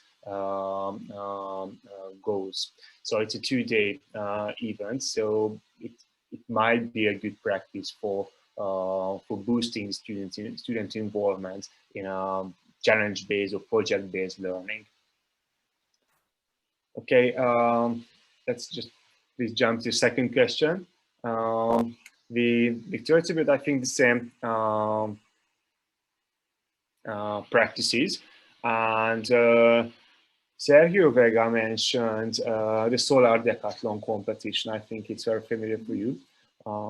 It's a bit architecture things. So the students try to build or try to plan almost completely passive house. For example, our university is a very active participant in the solar decathlon competition.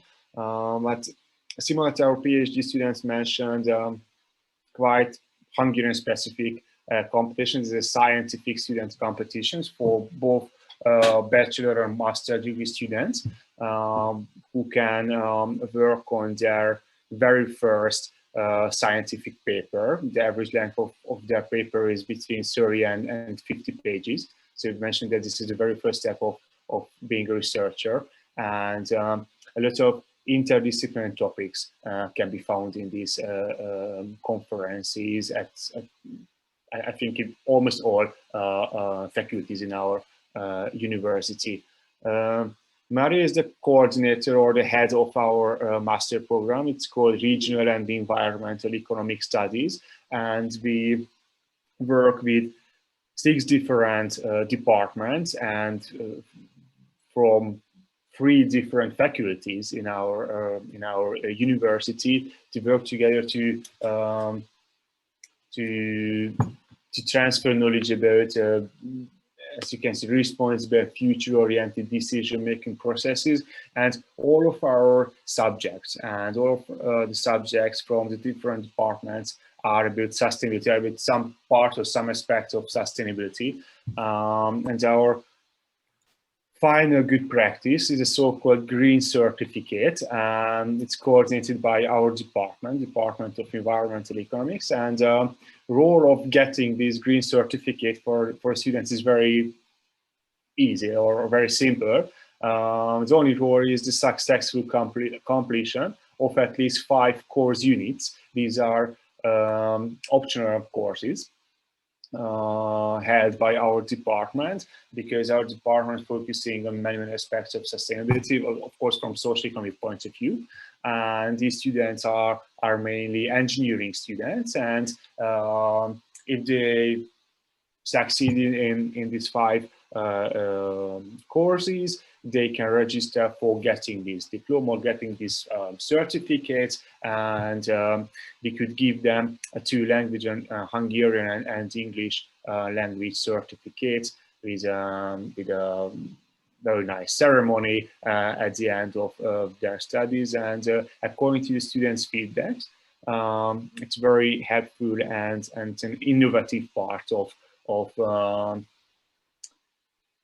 providing a certificate that they learned a lot about sustainability beside their computer courses about hard engineering courses. So these were our good practices and the main topics we talked about.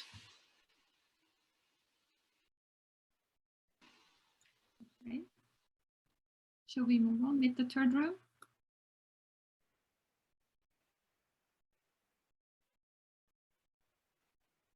Sadi Hocam, can you hear me?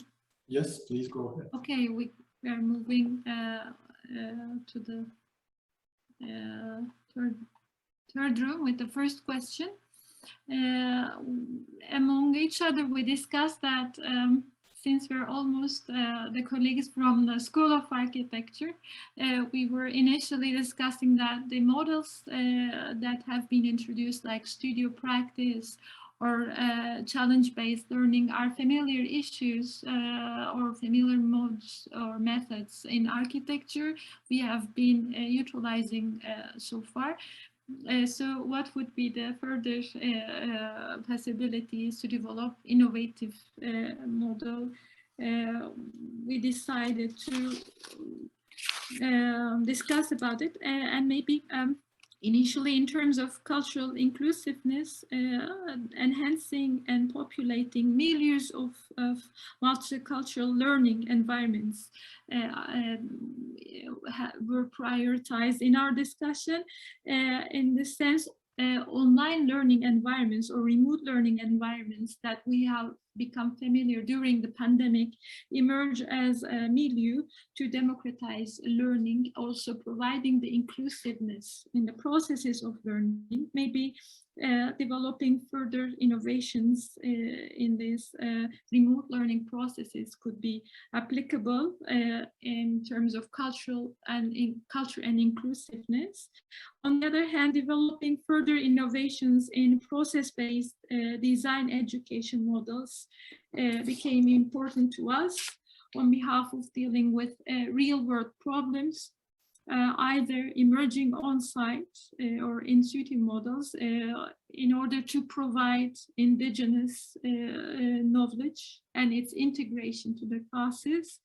Or another important issue emerging in the discussions include or accommodate the potential of research and development projects and which are either funded by investors or through collaborations with NGOs.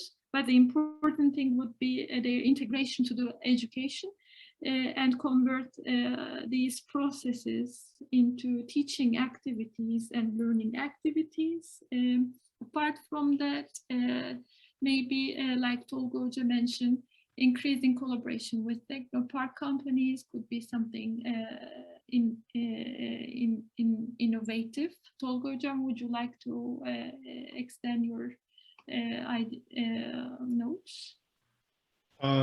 So that one, for that one, I guess, yeah, we have a large technopark, but I'm not so familiar with some cooperation.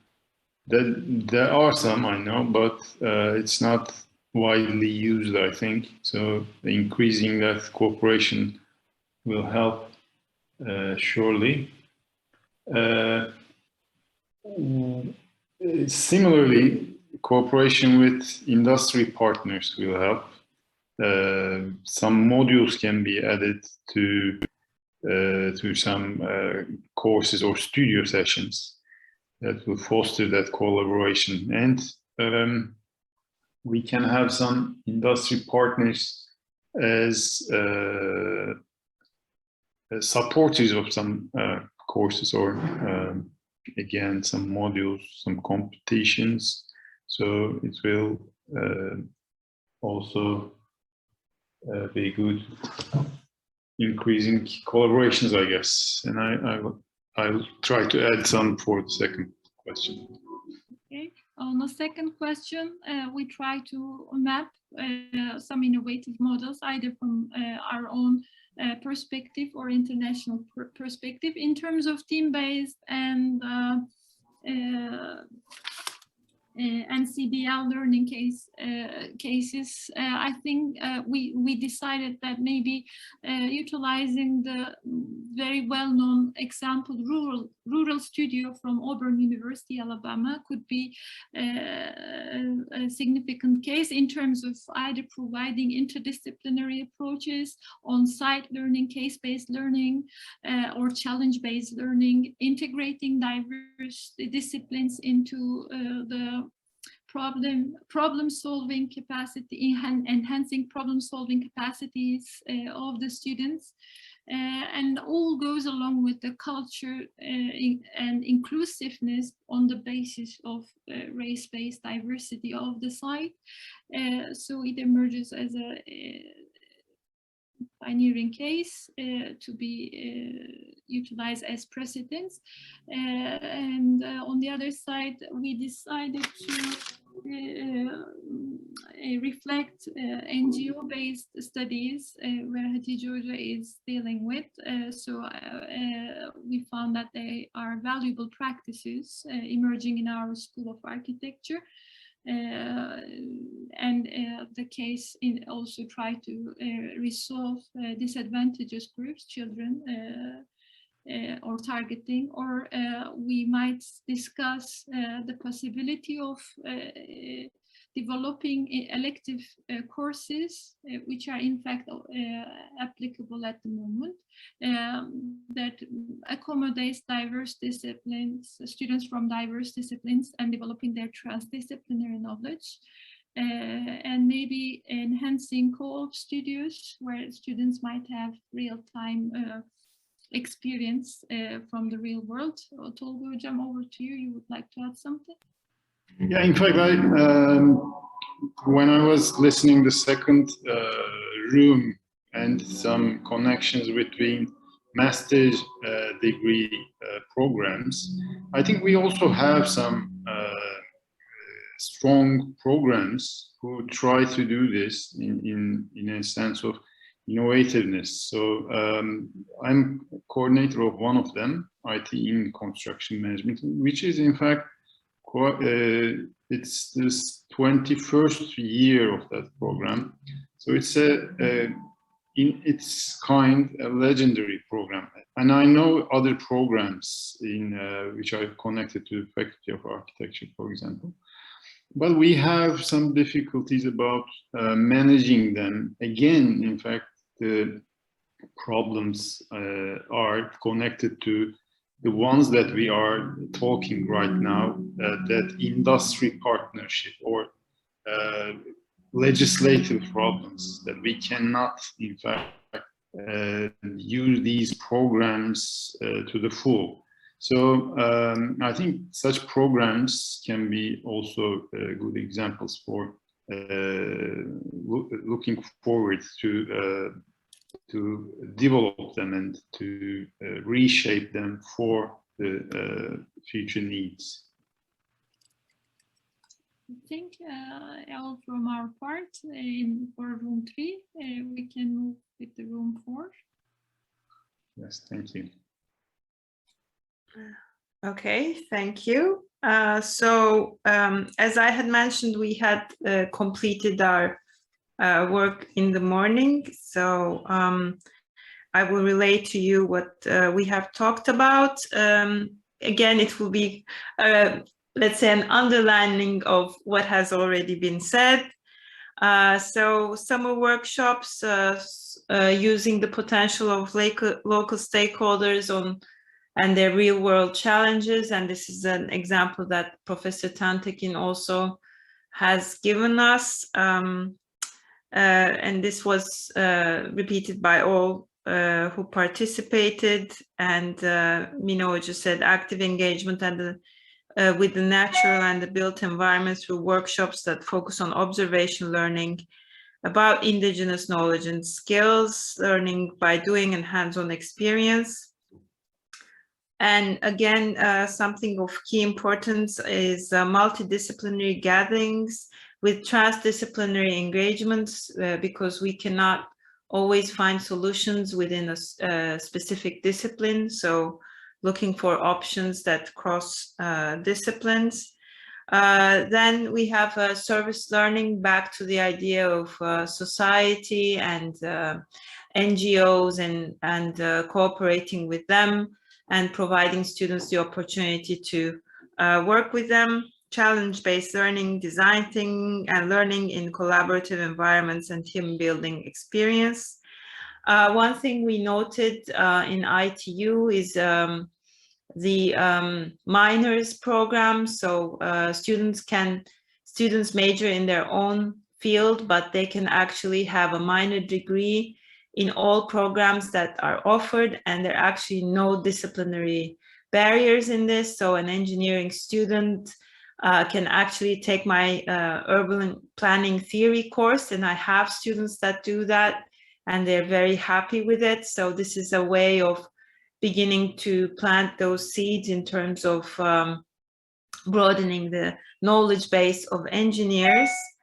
And I added small courses to add technical or social skills that can build on each other. This is something that was done in University College London during my PhD. So these are basically 3-week or 2-week courses, very short mini courses that can be taken anytime that is convenient for the student.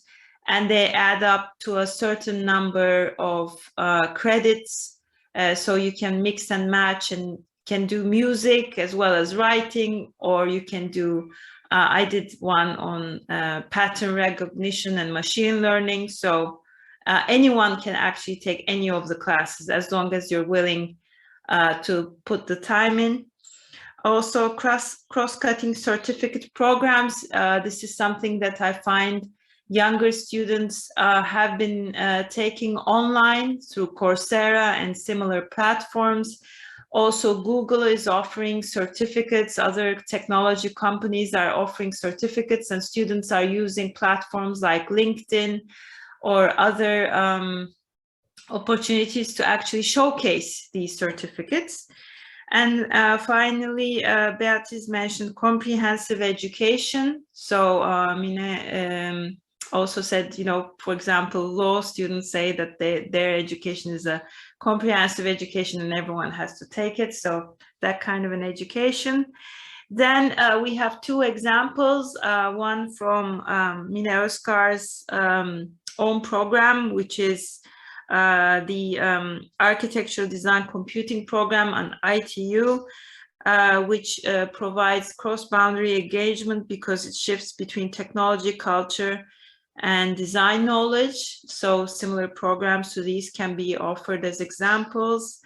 And the Solar Decathlon, again, I think one other group also mentioned this. So going back to the idea of programs or multi-participant activities that focus on goals at the global scale and summer workshops in situ with local stakeholders. So local and global at both ends of the spectrum provide opportunities to bring together various disciplines and various perspectives. Thank you.